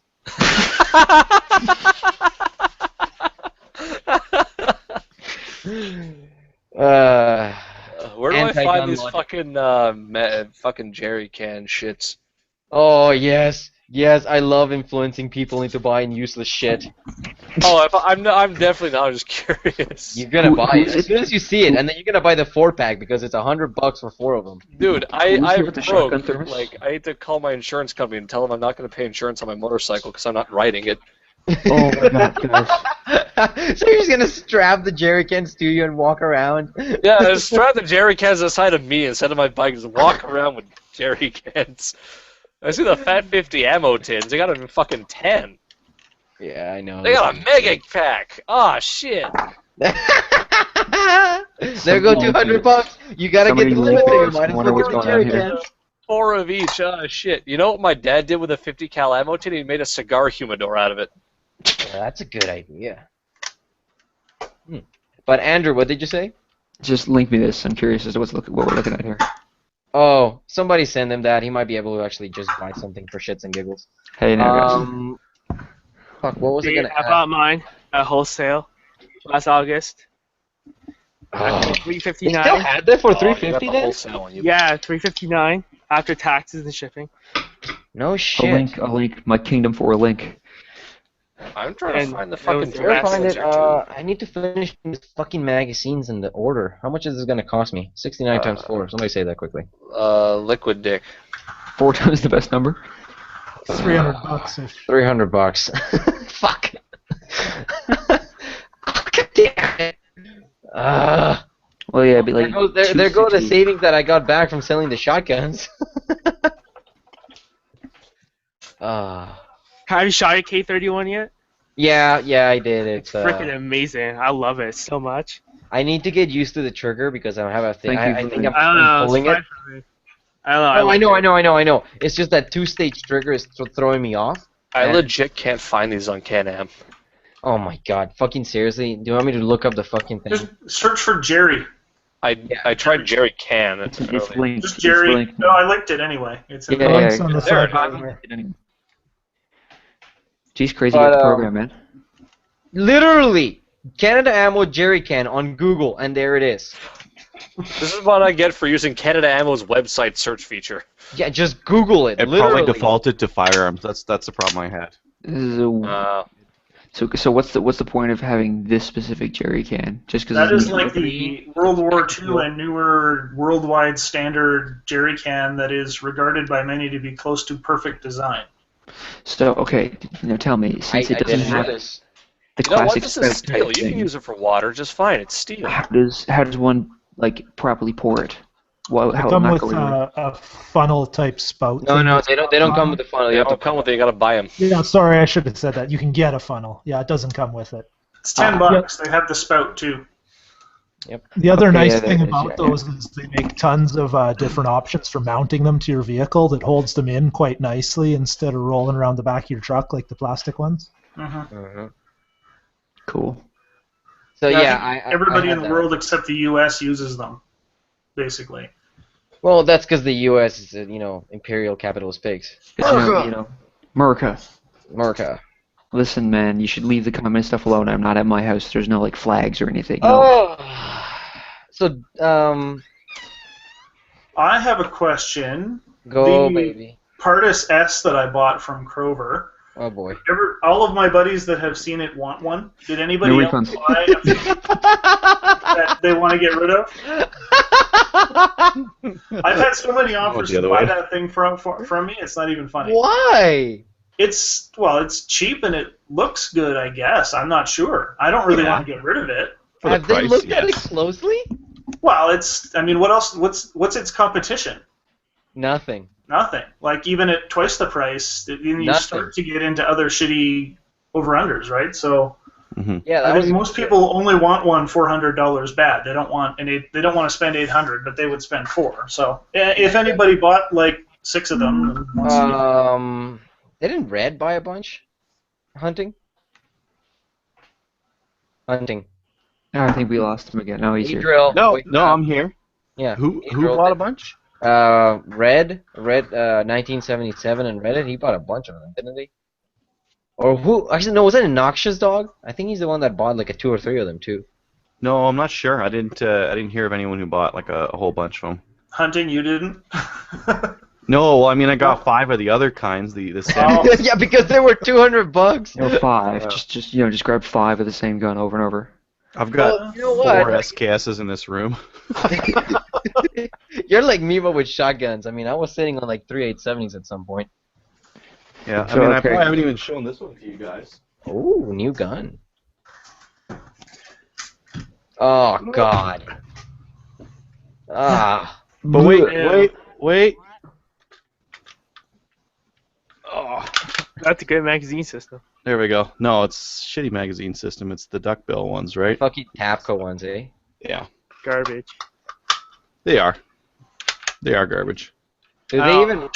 No, they don't. Have you tested them? Have they worked? Yeah, these ones have. I mean, Oh, they suck for inserting and taking out, though, right? Yeah. I mean, Oh, you gotta- I just like my classic non-detachable mag. I've got one like that too. That's the one I'd rather use. I'm not ashamed to admit that I completely skipped that step on the Kroger list. I just did Yes, not. yes. I don't care for the SKS. Oh, I like it. I Same. like my SKS and Mosin. No, I did the Mosin, so technically I didn't skip the Cosmoline familiarization project, but No, I like both. They're nice guns. Just for the they're history. okay. So, Adriel, after your review, you're gonna buy a KD or a KD Deluxe? Well, no, I've got other more expensive, better guns, right? So, I mean, it's built for a certain price point, $500 and $700. That's what they're built for. If you absolutely, completely, utterly need a pre-bubbed SKS. Yeah, pretty much.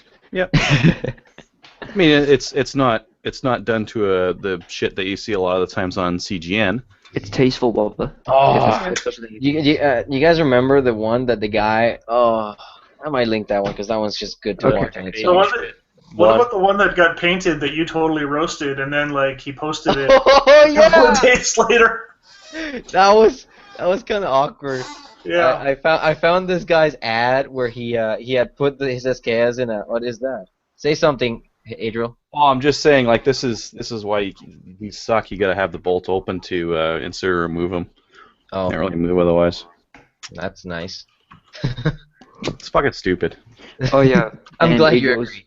Adriel, I was gonna ask you, why are AK mags advantageous for SKS, or like, is it just like are they readily This is available? Do they stupid. have cheap, or just They're- better? Yeah, They're basically, available. There's vests for them. There's no vests for this. There's no vest for this. Right, This is yeah. It's like detachable. yeah, it's detachable, but it's not like run 6 on a vest or anything like that. Like for that, you'd definitely want an AK mag. Andrew, I send you the picture. Did you get it? Yeah, I did get it. Thank you. From watching you fiddle with that, it looks like you'd probably be able to load it with a stripper faster anyway. Yeah, a lot faster. Yeah, definitely. Probably, yeah. Yeah. Come off. Oh, so I just want to touch on it because it's just been so prevalent. The amount of dank and spicy posts on guns as of was it Saturday that it happened in Orlando? Sunday. Yeah, it's Sunday. Yeah, the amount of dank and spicy posts on guns has been off the chain, man. It has been like ghost pepper spicy levels of dankness. Okay. Guys, on that topic very briefly, I'm going to just bring it up, just some clarification. Because don't. I've been... No, listen. No, we do have to touch on it. Okay, yeah, so it's very, very brief clarification, because I've heard a lot of people say, like, oh yeah, in the United States, when you buy a gun, it doesn't matter where you are, you don't need a background check. No one does background checks. So I've done, I know, but I've done looking, because you need to find out information, like, from as non-biased of a source as you can get. Jesus Apparently, Christ, you're a precious human being. Nobody else does that.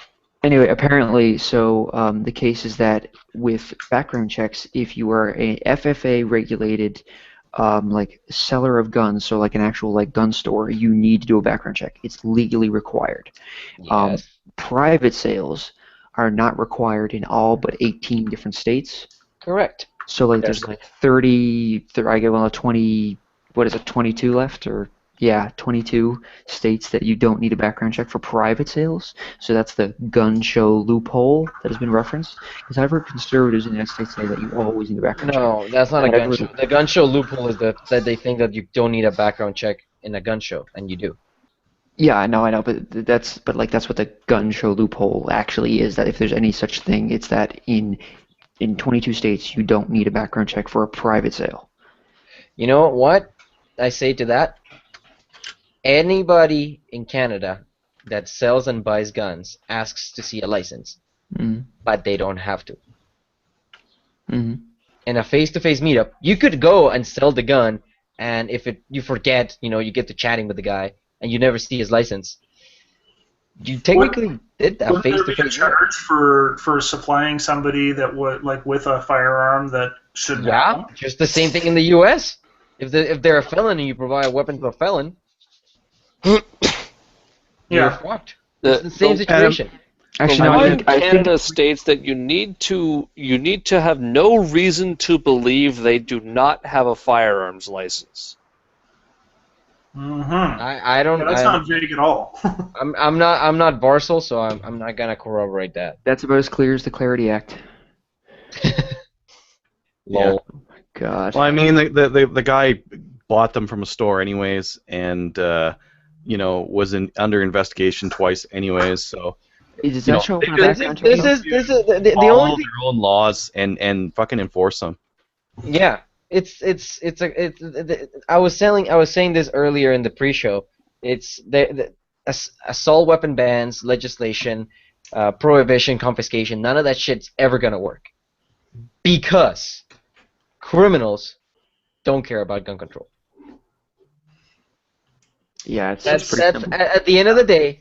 If it's not gonna be guns, it's gonna be knives, and if it's not gonna be knives, it's gonna be a jerry can and a lighter. Stick with a lamp in it. It's gonna be It's gonna be fertilizer and diesel. It's gonna be fertilizer and diesel. It's gonna be the Oklahoma bombings again. It's gonna be a guy in a car. It's gonna be a crazy guy in a fucking daycare with a knife like in China. They can't do a fertilizer anymore. It's never gonna happen. Well, You're never gonna catch all the crazies, and you're never gonna stop everyone. Speaking of the whole shit with burning crap, people try and point out, oh, well, Australia hasn't had a mass shooting since they banned a whole shitload of crap after Port Arthur. They had a couple of mass arsons that killed a lot of people that people gloss over, and at the same point, New Zealand, just a short distance away from Australia, didn't go all ban crazy. Around the same time, they haven't had a mass shooting in the same amount of time. Contrarily, the United Kingdom banned every fucking thing. They banned semi-auto rifles after a shooting in the 80s. They banned handguns after shooting in the 90s. Some guy took a double-barrel fucking shotgun and a 10-22 and killed 10 people in Cumbria in 2010. It's So almost even like... Sorry. yeah, even some of the strictest gun control in the world in England. The only place I know that's stricter in the Western world is Japan. Even with the strictest gun control, it still doesn't stop someone who is just goes wants to nuts. kill somebody. If somebody wants to kill, they're gonna kill. Even if it is with their own fucking hands, they're gonna go strangling people. After that shooting, David Cameron actually said something because people were basically trying to say to ban guns entirely in England, and he said you can't legislate a switch flicking in someone's head. And that's exactly what happened there. Just a switch flicked in this guy's head, and he went nuts. And you can't stop that. No matter what guns you ban, people will still do that shit with whatever they have available, or they'll get something illegal. Look at the fucking terrorist attack in Parliament Hill. It was a fucking 30-30. Look at the Bataclan. 30-30. You know why? Because he just found that's what he had.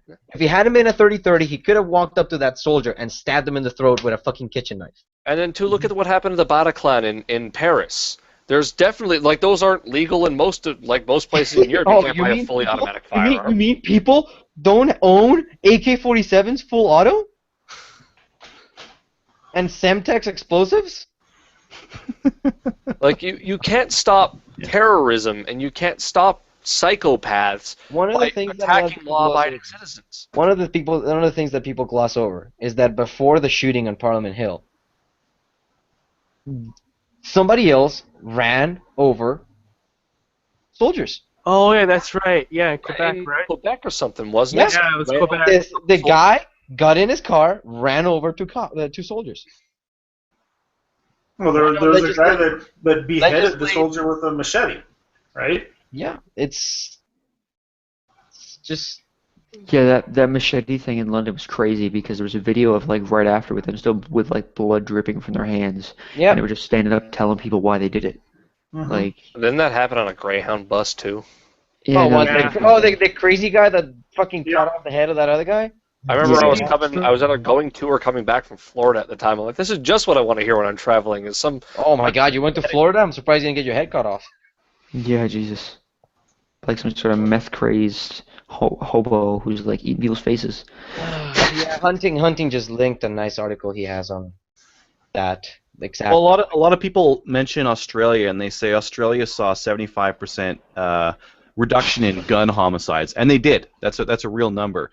But if you look at their overall homicide reduction, you compare it against other countries like the U.S., Canada, the UK, that kind of thing, it starts to not look all that great. I mean, so look at the UK. The UK is a fucking... The UK actually had homicide and violent crime. The UK is the most violent place in Europe in terms of violent crime overall. Their homicide rate increased before decreasing following the gun prohibitions, and so did their gun crime numbers. Their gun crime numbers increased dramatically in the 5 or 6 years following the prohibition of handguns in the country, and it's only been recently that they're down at numbers lower than what they were back in '95.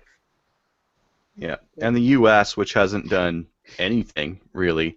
I mean, the assault weapon ban went sunset. It's by that horrible abortion. And they're down they've seen the greatest reduction out of any of those countries. I mean, really, the homicide rates are affected by other variables other than gun control. Yeah.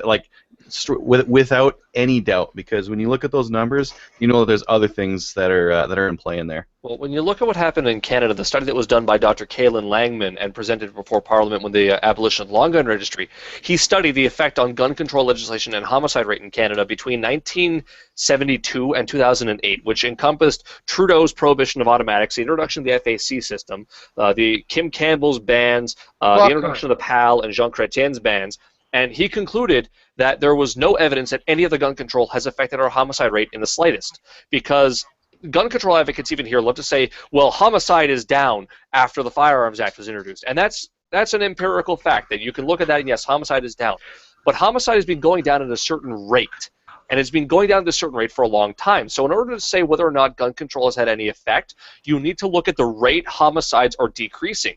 And if there is a change in that rate accelerates. If homicide goes down at an accelerated rate from before, then that's what makes it effective. And we did not see that kind of reduction here. And I've obviously, I'm not a statistician or a doctor. I have no doctorate, but I've looked at the data for Australia, and the only thing I can see that might have been somewhat beneficial is they see a little bit of a reduction in suicide. Not a dramatic one, but a noticeable one nonetheless. But their homicide rate is constant, just like the reduction in homicide rate, just like Canada's, the rate is going down. It's going down at the same rate. So it hasn't affected homicides in Australia in the slightest, the same way it hasn't done it here. It's just an impediment on individual freedoms. Yeah, I'd like to see some sort of, you know, a lot of people use guns for suicide because they're old, they're done with life, and there should be options for those people. I'm a libertarian, so I think people should be able to off themselves whenever. If we're going to do it like in stages, maybe people can do like a meet a psychologist kind of thing and make sure that they're like way off the deep end. But you got to get a psychologist to sign off and say, yeah, you can go. Yeah, you know what? Yeah, your life does suck, boy. Well, that actually happened in Holland. There was a woman who was raped and has been to a number of psychologists to basically say, I want to kill myself. And the psychologists are like, sure, like for the whole assisted suicide thing that's been debating around Parliament now. She got assisted suicide in the Netherlands because of like basically post-traumatic stress disorder. And I know we're debating that in our Parliament now about assisted suicides for and I think the one that we're debating doesn't go that far. I think they've actually ruled that it doesn't need to be an end-of-life scenario even recently. You get like I'm not laughing at assisted suicide. I'm not. I found. Yeah, sure, be honest. I just kind of tuned out for a second. Guess what's already on EE? DP12s. 2,000. Well, look at that scalper pricing. DP12s for the low price of $2,000. The firm. Because you didn't know you wanted an extra retarded KSG. You just wanted a retarded KSG. Oh my God, I had to look this up because I thought it might have been the double-barreled pump action. Hey, there's nothing retarded Cleveland, I'm gonna keep talking shit about that gun you own simply because I find it hilarious that you love it. Oh, it's awesome. It's fantastic. Folks, we might have the only and one and only person that has ever liked the KSG. I haven't had any problems with it, though. That's the thing. Oh, man. Demolition Ranch did a video with that shotgun, and then they took two 870s and like zip tied them to the sides. So that was delicious. They actually had them working too, right? Like they actually racked all four. Yep. He had to like reach around to shoot them, but you know. Why don't you just stick a fucking thing through and just No. The thing was the receivers of the 870s were behind the trigger. Yeah, he bullpupped them basically. Yeah, he bullpupped the 870s by just taping them right next to the DP12. You gotta look this up later, man. It's great because the first time he fires it, he didn't have enough zip ties on it, so like the shotgun kind of like falls off the side a little bit. Does anyone know of a way to like master key a shotgun onto a fucking AR? I'm half debating buying an 870 just to master. You say that, but I actually have, and it's gonna it could cost me about $3,000. Fuck. Check this out. Here it is. This is how you get. Yeah. This is how you get a shotgun attached to your AR-15. There it goes, folks. That's how you do it. That's a nice thing. Do I really? So I don't that's really actually need to legal buy in Canada? the whole MCS. Yeah. I'm surprised. Why wouldn't it be? I don't know, because our laws You're are attaching stupid it to something that's sometimes. already restricted, so Yeah. shouldn't be an issue. Just because our laws, that's all. I remember seeing a thread on Gun Nuts somewhere of people asking about the legality of master keys and like what the fuck happens because you're putting a non-restricted on a restricted. Do you need to trigger lock the master key as well? And I think the official opinion of the CFO was No, because once you mount it to the AR, that AR is considered the stock for the master key. So the master key will meet the definition of a non-restricted firearm, but the AR is a restricted firearm. So you need to lock the AR, but not the shotgun attached to it. It's for like if you show up at the range and you're the first one there and you don't have the key, because that's the only place you're allowed to use it, right? Yeah. So I guess that's you can open the gate.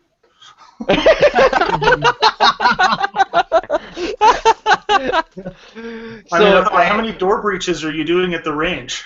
I'm actually fuck, gonna that's do right. some Now door I- breaches. Now I got a shotgun. I gotta find someone who's willing to take me out in the woods somewhere with a fucking door, and I gotta get a door breach. You say that, Were you but my talking about my that? buddy and I Yeah. are gonna go camping, and we're gonna bring a door, and we're gonna do door breaches in the middle of nowhere, Alberta. Yeah, I got a Fuck, door. can I come? Fuck yeah! Bring your door. Can you imagine checking that in your luggage on the plane? No, just hop on fucking Via It's Rail. and slightly it'll be like, oversized. It's fine. Air I'll just Canada. hop on Via Rail. I'll be like, this is my luggage. It's a fucking door. Have Via Rail stick my luggage in the fucking train there. Oh man, but yeah, I looked into it, folks. If I want to pick up one of those kits from the U.S., they are about 2,600. It's on Gunbroker right now. Actually, I probably looked it up. Do it. Shut up. Do it. Shut up. No. That looks like something that wouldn't actually be that hard to like fab, honestly. What do you mean? The master key thing? Is that what you're talking about? No, the MCS.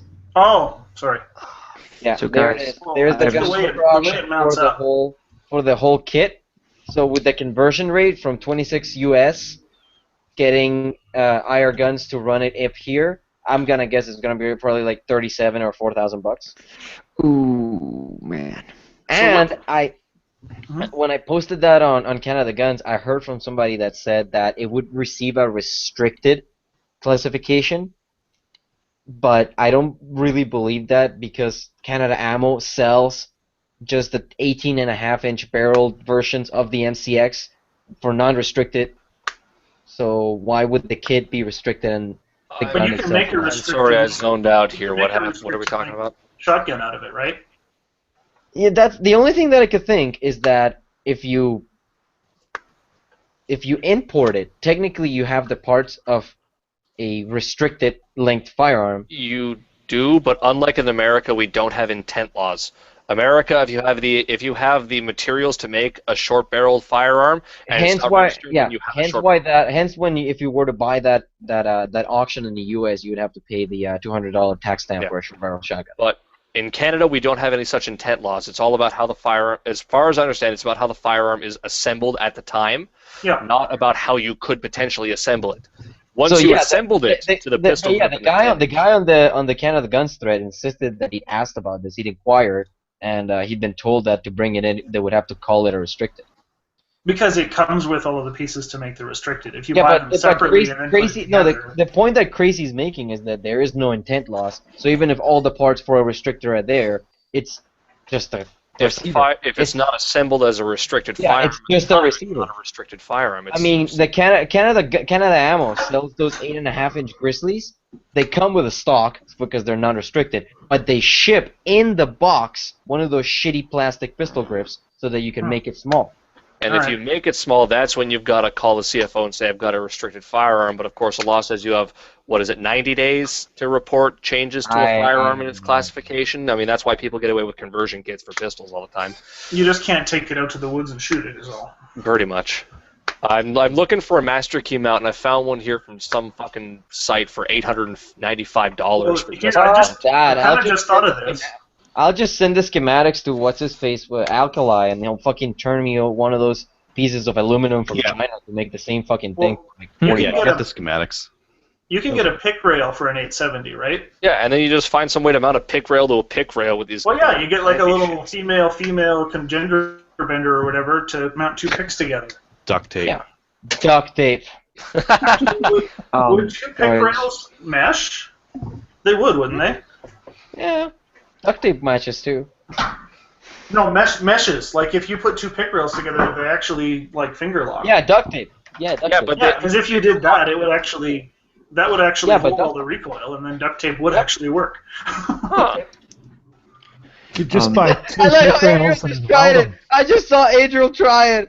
Well, I'm still trying it. This is like the fucking red green show here. If women don't find you handsome, they should at least find you handy. Well, and actually, Janitor just My mentioned little that pickle you trunk. could put the two pick rails together and just like take them together, and you'd be good. Although you'd never get the pick rail back out. Like the shotgun would pretty much be permanently mounted to the AR. Yeah, but you could buy like two risers, let's say scope risers for an ACOG scope or something like that, and just zip Yep. the top off and weld those. You could. Oh, that's awesome. I'm gonna do this. This is potential, folks. This has potential. I have all the required bits to try it. Yeah. Sorry, Crover. Andrew, you had a question? Well, it wasn't necessarily a question. I was just going to say, Adriel linked that photo of like the plastic knives with the sign on them that says, "Oh, you must be 18 to buy." I was looking at this video of a police unit in the UK, and basically the way they operate is, and everybody can find this horrifying because it's terrible. Basically, the way they operate is they go on like social media and they look up pictures of like teenagers, and if they have a knife with them in a photo, then they go arrest the kid. Yeah, that sounds like a nanny state. Yeah, so basically, if like I was like say my age, you know, whatever. If I was like my age, Just had a my- wee little lass. whatever, and That's had totally like, let laugh. and I had like a kitchen knife held up, and they come arrest me. It's ridiculous. It was insanity. Like They I just, arrested someone for calling a police horse gay in England. Or was Scotland, one of those two. That's the nanny state for you. that's basically did- like 1984. Did you hear what their fucking campaign is now? Save a life, turn in your knife. Oh my They're god. legitimately pushing knife control in England. And I know before the Conservatives were elected, Labour was that close to banning pointed knives. What? Yeah, they were going to ban knives with a point. You'd have to get a blunt end on every single fucking knife in England.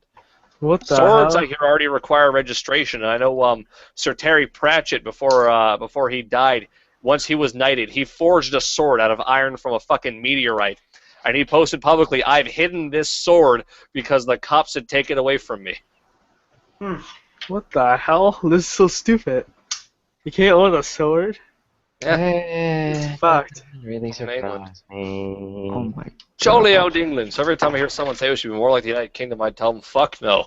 Fuck no, it rains over there. Fuck that. Hey man, it rains over here too. I think you'd have to modify your pick. You'd have to modify it, right?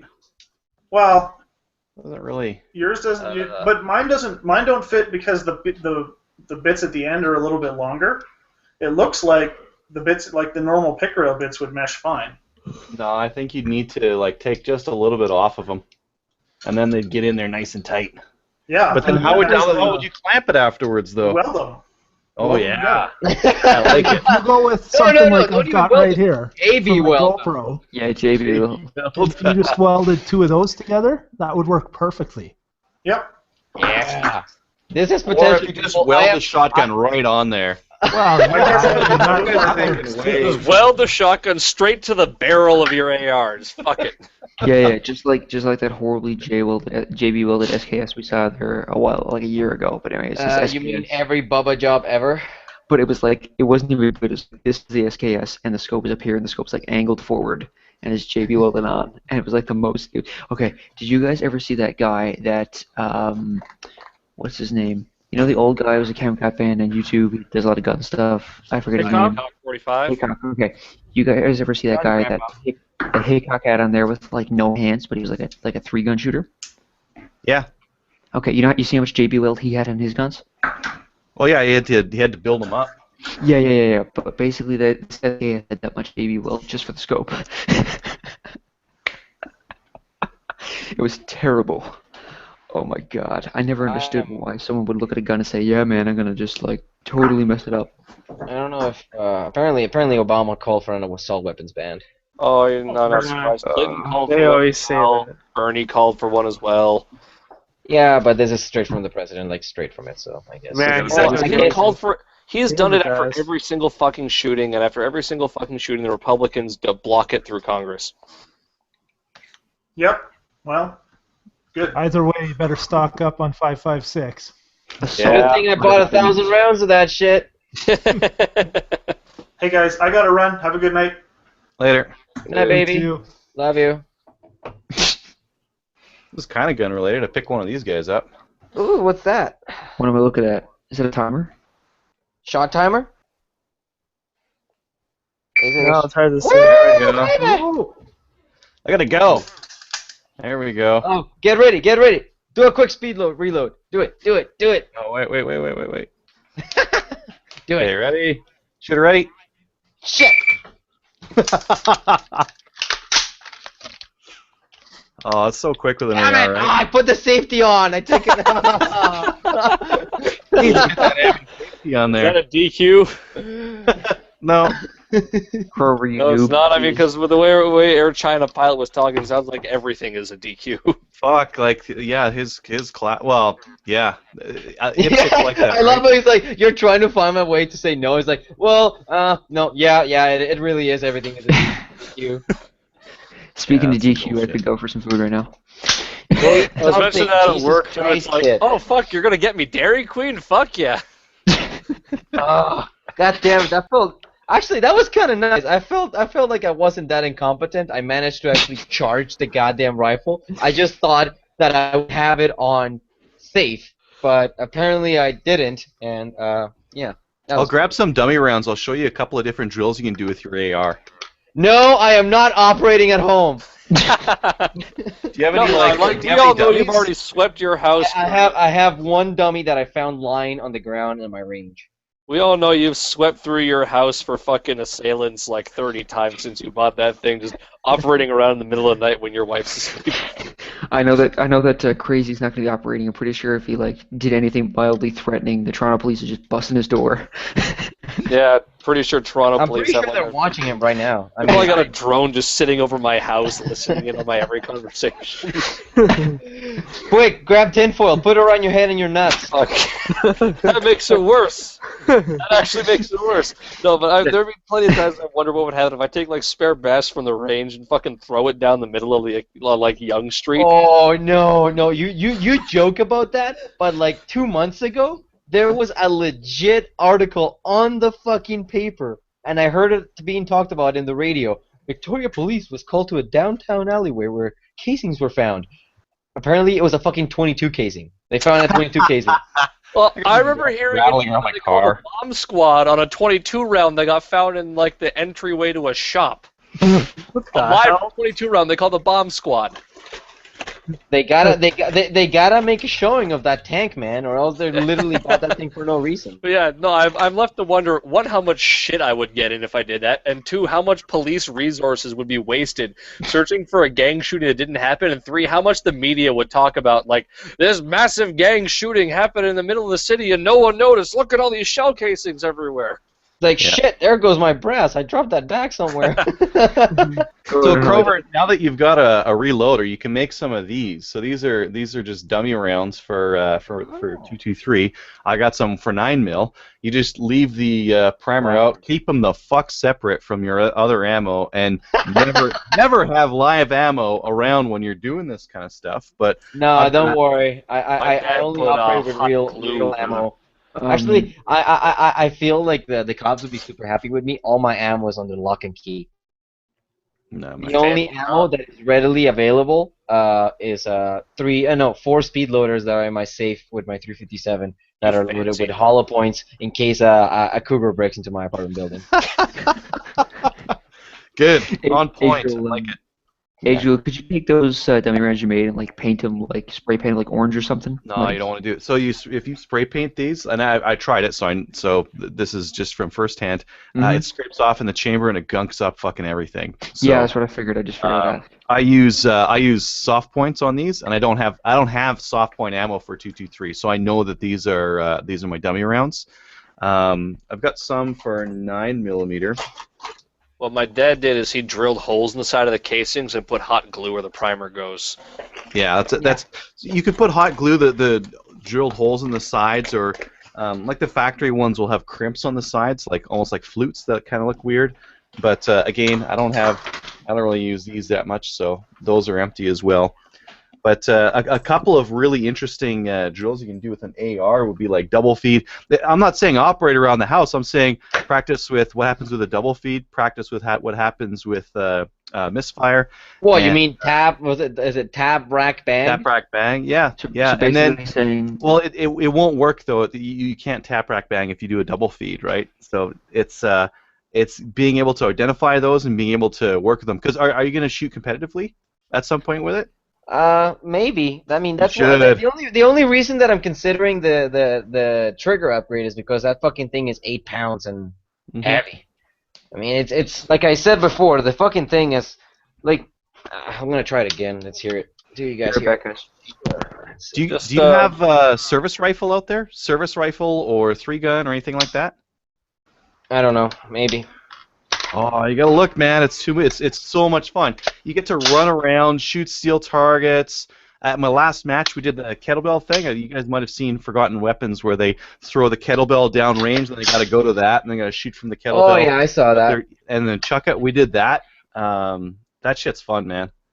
No, the ORA service rifle that I've seen was boring. They stand there and get yelled at to do this, shoot that many rounds, reload, shoot this many rounds, reload.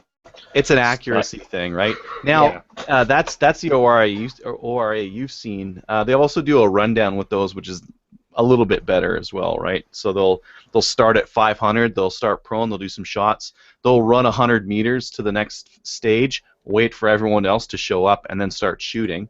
But action shooting's where it's at. It's so much fun. Your skills like level up once you get into action shooting. But just remember, don't go saying tap rack bang in your university essay, or you'll have the RCMP take your guns away. Kleeman is on the IRC, and he's seriously talking and considering about building that master key setup. I want it. I mean, I have a spare 870 receiver. Just fucking JB weld that shit to the fucking handguard. I mean, that's solid, right? Why not? Yeah, exactly. That's what I was thinking too. It doesn't matter if it's aimed a little bit off, right? You just have to you have to use good old Kentucky windage to figure out where the shotgun's actually aiming when you point the rifle. Well, I'll say though, you actually do it like accurate. All you do is buy some other crappy handguard. It's buckshot. I mean, shotguns just kill everything that's over there, right? That's right. It's a cone of fire 90 degrees from the barrel, so it like eliminates all threats directly in front of you, but only up to 10 meters. If Battlefield is to be believed.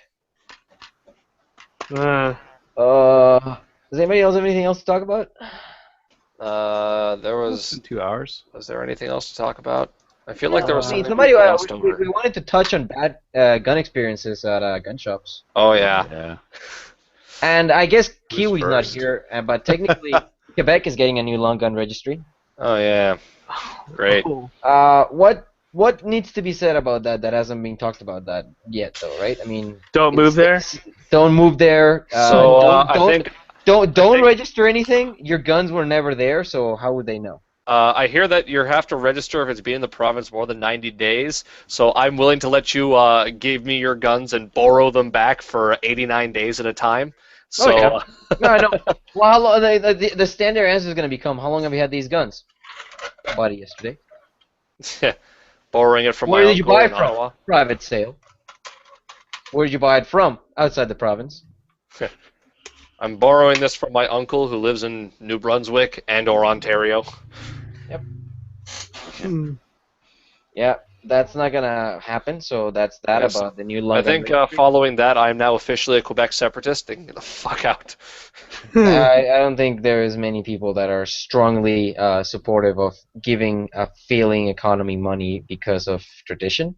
No, well, what I think with this is if Quebec can afford to waste money on a gun registry, we should stop giving them any money from the federal government. If they can afford to waste this kind of money, they must have their own fucking money to waste on their other crap, so we don't need to be giving them any of it. Yeah, no, Bombardier, no, they don't need to get paid. Nope, nobody gets more money. Fuck them. Yeah. They should become their own country. Bad gun shop experiences? Yeah, I got one, but I'll save it for last because it's particularly juicy.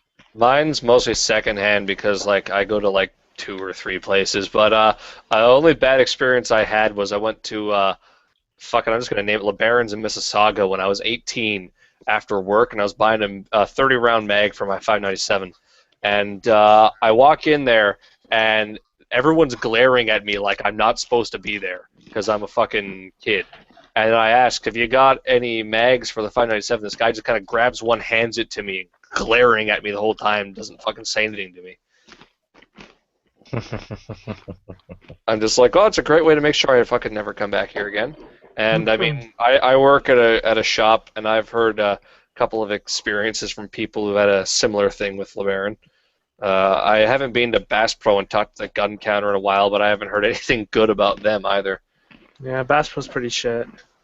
Yeah, I think for me, like wholesale sports has been pretty hit and miss, more miss.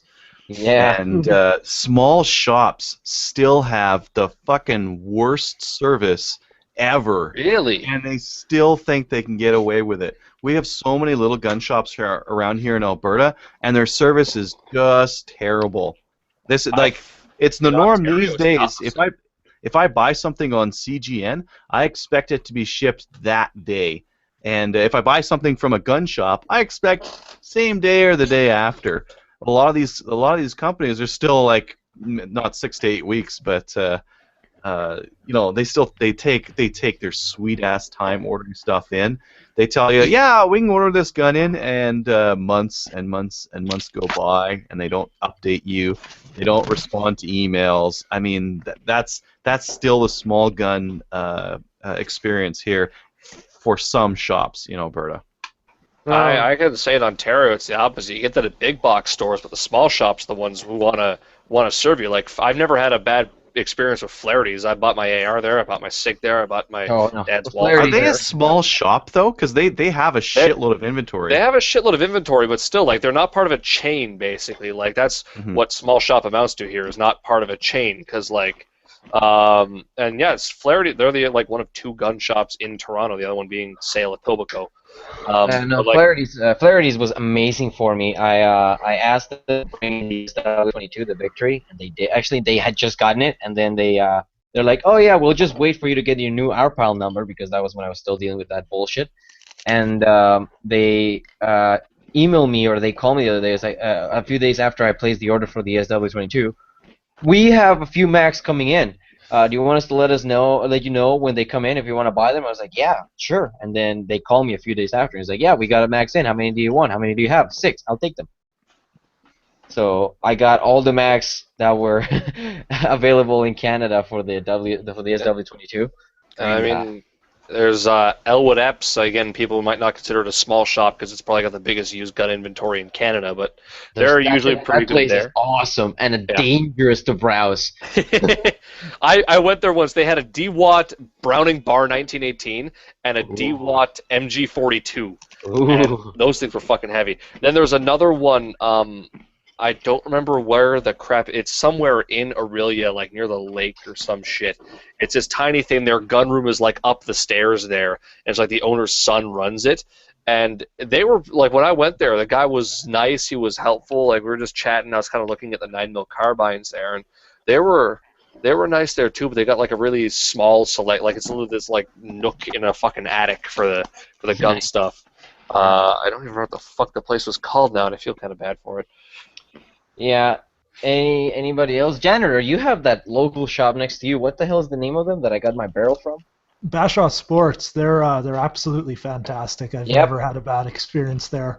What I have seen though, and actually I kind of respect it. It's a tiny shop. He's got guns stacked to the rafters. Anything you want, just about. It seems like he's got it or can get it. But I've seen a couple guys in there, and they'll answer their phone or look at it while they're talking to him, and they'll just turn around and walk away, which I think is awesome. He's got no time for bullshit from anybody, but as long as you don't jerk him around, he's great. Yeah, I can respect that. There's a lot of people at gun shops that just waste your time. Yeah, exactly. Customers. Yeah. Something that I can say is importers. Like a lot of people don't realize the bullshit you go through fucking importers. Didn't you get jerked around super hard by I Run Guns or something? No, by Browning actually. Like I ordered, I ordered mine straight from Browning, my pistol, and it took 11 months to show up when the initial estimate was 4 to 5 weeks. Holy shit. Yeah, they just tell you some optimistic shit. Like two of my coworkers or so have gotten the guns in like the 1 month they were told. But like with me, I was told 4 to 5 weeks. Then I call after 6 weeks, just giving them the benefit of the doubt, and they go, "Oh no, February." I call in February. Oh yeah, we've got it in. Hold on, can I get your information? They asked my place of birth 3 times, 3 separate occasions. There was one point she got my information and she said, "Oh, it'll ship out within the week." So I gave her the benefit of the doubt, waited like 3 weeks, and I'm like, okay, shipping from Montreal doesn't take fucking 3 weeks. I call again, she's on vacation. Call after the 4th week. I just like coughed. Weird. I call again on the 4th week, and she's like, "Oh no, I don't know what happened. Here, can I get your information again?" So I give her my information again. I called 2 days. 2 days later, she still hasn't given it to anyone else to initiate the transfer. I give her the information. Wait a little while. I call the CFO. The CFO says no transfer has been initiated. So I call Browning back again, and that day they finally initiated the transfer. Like it was 3 days, 4 days at the CFO Quebec, and I actually had them email me when the transfer went through, and literally the minute I get the email from the CFO, I call Browning and go, "Hey, guess what I just got?" And then they're like, "Great, it should ship out in no time." Again, I wait, I get no confirmation of shipping. I call back again, I'm like, "Hey, I still haven't got my gun." They're like, "Yeah, our safe broke. We can't get in our safe, so you can't get your gun until we get in our safe." So I think they just had a bet to see how long they could fucking keep you strong along. the thing is, I was being polite the whole way. It's not like I was being an asshole. Well, the See, fuck's my that's gun? why. Like, I Bill, got Call no, the like, names. Demand to speak to their supervisor. That is like, bullshit. the thing is, I'm getting the gun for half off. So like, there's some complaining I can do and some complaining I can't because like I'm paying half price for the fucking thing. 11 months is not worth half. I know. But it was a fucking ridiculous fucking long ass time. There was a customer at our store who waited 11 months for something from North Silva. That's a regular production from Savage. And like at least with Browning, they never emailed when they said they'd email, but if I called, they were always there to answer the phone. What I was told by my manager is that North Silva would not respond to emails, it wouldn't respond to phone calls, it wouldn't respond to anything. So like my manager was really trying to help this guy and he was being communicative with this guy. So like it's not always the gun shop's fault if you don't have something. It's sometimes the importer's fault. But like sometimes the importers are just impossible to get a hold of. And honestly, with a lot of these things, if it were any other business, they'd be out of business with some of the attitudes some of these fucking importers have. It's just ridiculous. Well, and some of those importers got to deal with like third world country bullshit too. Like they got to import their guns from. Did you guys, my I God. know the bad guys. Did I'm you getting read it. that did you guys read the article that I think it was Caliber about the SKSs? Yeah. Caliber, the Yeah. SKS in Ukraine. What I love is he literally straight up said, "I am not going to talk about the Canadian side at all. You wanted to hear about that? Contact like Natural Resources Canada or the fuck."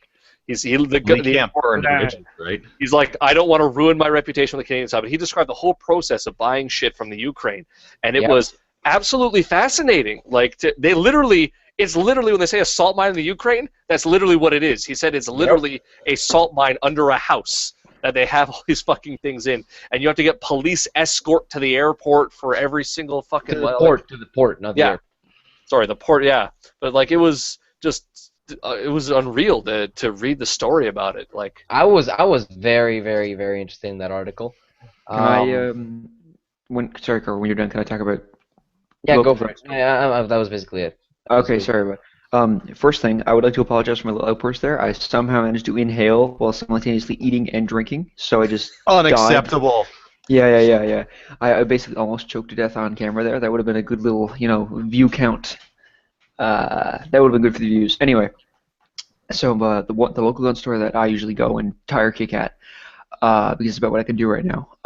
Those guys are really good. I'll just shout them out. I guess Coastal in Newfoundland, any of the chain stores, but the one in Mount Pearl is really good. I go there. There's one guy there, Steve, who's a real cool dude. Chat with him for hours about whatever. Like the guy talks about all kinds of book recommendations and this and that and the other thing, and doesn't mind chatting for a little bit. Obviously, I'm not going to hold him up if he's another customer, but the dude likes chatting. It's cool. Anyway, the other store I've been to, which is also in Mount Pearl, not as good. There's really hard to get customer service. Employees are on their phones. You talk to them, and it's a chore to talk to them. Like they talk to you, it's like, oh yeah, well, they can't actually have any kind of like emotion to their voices or like be helpful in any way. And I was asking what their SKS is, and the guy goes, yeah, well, they're overpriced, they're rusty. Like, man, don't buy one. Which I mean is kind of okay, but I mean like you're working at a store, like you should probably try to spin me the good parts, not the bad parts. I don't know. It's just go Maybe to the Coastal ones if you're they in have in Newfoundland. stock are just sucky, right? Because sometimes they get a bunch in stock and they'll have some good ones, and then maybe there are just the dregs left over. Mm-hmm. Probably. But I'm saying is that the customer service just really threw me off because, like I said, there's no customer service in that place. It's a small like non-chain store. Customer service is it's a luxury. It's a luxury. Well, I wouldn't say it's a well, it shouldn't be a luxury. It should be just something you get. Shouldn't. No, you're right. It shouldn't be a luxury. It just is. I No, work two different jobs that are customer service oriented, I guess we'll say, and that's the first thing that comes to my mind because I actually give a shit. The problem is most people don't. The issue with a gun store is that it is like any other hobby shop out there, and you're at its core, anybody that goes there and that works there knows that it is a pursuit of a want, not a need. So who cares? That's what I was telling customers when it was like they comment on how dead the store is. I'm like, we're a luxury. Guns are a luxury business. You don't need this like you need to eat. So when the dollar fell, we're the ones who get hit first on that because people go, well, I need to buy groceries, but I don't need to buy a new shotgun. Nope. I mean, this thing is $1,100. If I was thinking about, oh man, I need to put $1,100 worth of work into my truck, that I feel like shit. But let me tell you, it did not feel that bad to drop a grand change on that rifle. It was the thought process entirely different. It's a want, not a fuck. I need to do this. I'd say here in Newfoundland, gun stores are going to take a really big hit after the budget came down, with all the extra increases and stuff. Just basically like there's a new tax that everybody has to pay. It's like $300 a year, or it's like $300 to $900 a year. 15% tax on insurance rate, like insurance, and everybody's insurance rates went up anyway. They're taxing insurance? What? Yes, they're putting a 15% tax on insurance here now. My parents' insurance rate went up anyway because the insurance companies decided they really want to fuck us over. So my parents' rate's going up by like 40% with the tax included. So it's 25 from the insurance company and 15 from the government. What else do we got now? Bullshit. Yeah, they're shutting down a bunch of libraries, shutting down a bunch of public service. My mom is in public service. She's like very high management. So she's got to make a lot of massive cuts in her job. If she's high up and close to retirement age, they might retire her out. She's not retirement age. She's not that close yet. Okay. Yeah, if shit gets really bad, they might retire her anyways. Yeah, no, it's not going to get that bad, but it's going to be a bad time for a while. Basically, the NDP are getting in next election. That's what my prediction is. Well, the they're whole gonna fuck it up even worse because that's what the NDP always do. Yeah, well, probably, but we'll see. Listen, man, they can't fuck it up any worse than the PCs and the Liberals. So, I mean, that's all we got. You don't say that. Up to Alberta. Have you ever heard of Bob Ray? You never underestimate the way a politician can cock up something. Have you ever heard of Bob Ray? Have you ever heard of that motherfucking bitch? The what is it? The one that did the 32 ACP and the 25 ACP bands. Oh, okay. Kim Campbell? Yeah, fuck her. I thought you were talking No, about that Rachel was John Notley for a Chrétien in second. the 25 and 32 bands, but Kim Campbell was a PC, not an ADP. Doesn't matter. She still cocked things up. She was the worst PC. She was the one who banned the SPAS 12 and the Uzi. It was Jean Chrétien still who banned the fucking 25 and 32. That's so. And the SPAS 12. No, Damn. dog. That's pure. not that great. It's a movie gun. Apparently those guns It's are. a pile of shit from what I've heard. Apparently they're probably shit. Yeah. Okay, fair. Yeah, I mean, if you own one and you get to fire it, all the best to you. But there's literally an entire web page that it literally begins. If you just bought a SPAS 12, do not fire it. Take it apart. Take the buffer recoil plug in the back of the receiver out because it's gonna crack right away. And come to this place and buy a replacement one, because as soon as you fire it, it's gonna crack. It's this little, it's like a Teflon or plastic washer in the back of the receiver that it was made of a really shitty plastic that as it aged, it became brittle. So the gun basically malfunctions if it's an old gun and you've never, replaced that piece of plastic. They also had a Immediately. massive recall on them for the safety. Oh yeah, the safety that lets you, accidentally shoot. Awesome. Awesome. I found something interesting about High River. I'm sure everyone remembers that thing. Apparently, the RCMP have been paid. They paid $2.3 million in damages to residents. Oh, thank God. Compensation, rather, to residents for the destruction and seizures of the crap back in High River. So fucking dumb. Jesus Christ. Good.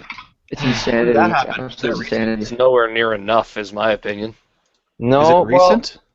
No, High Yeah, River. but it's right on compensation, CGN remember? thing right now. No, the compensation bit. Yeah, that's what I mean. The compensation, the thread's up there like right now. Oh, I see. Okay, good. Yeah, I really like the fact that the person that made the call retired as soon as it was found out who made the call.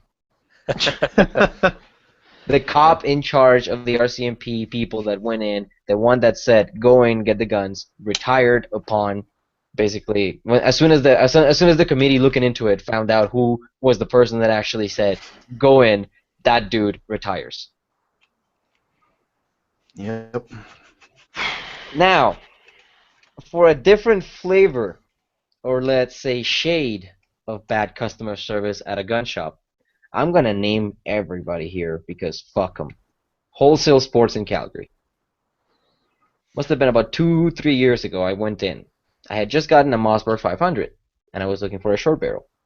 So I went up to the gun counter, and of course, the usual waiting around for the guy to even acknowledge my existence.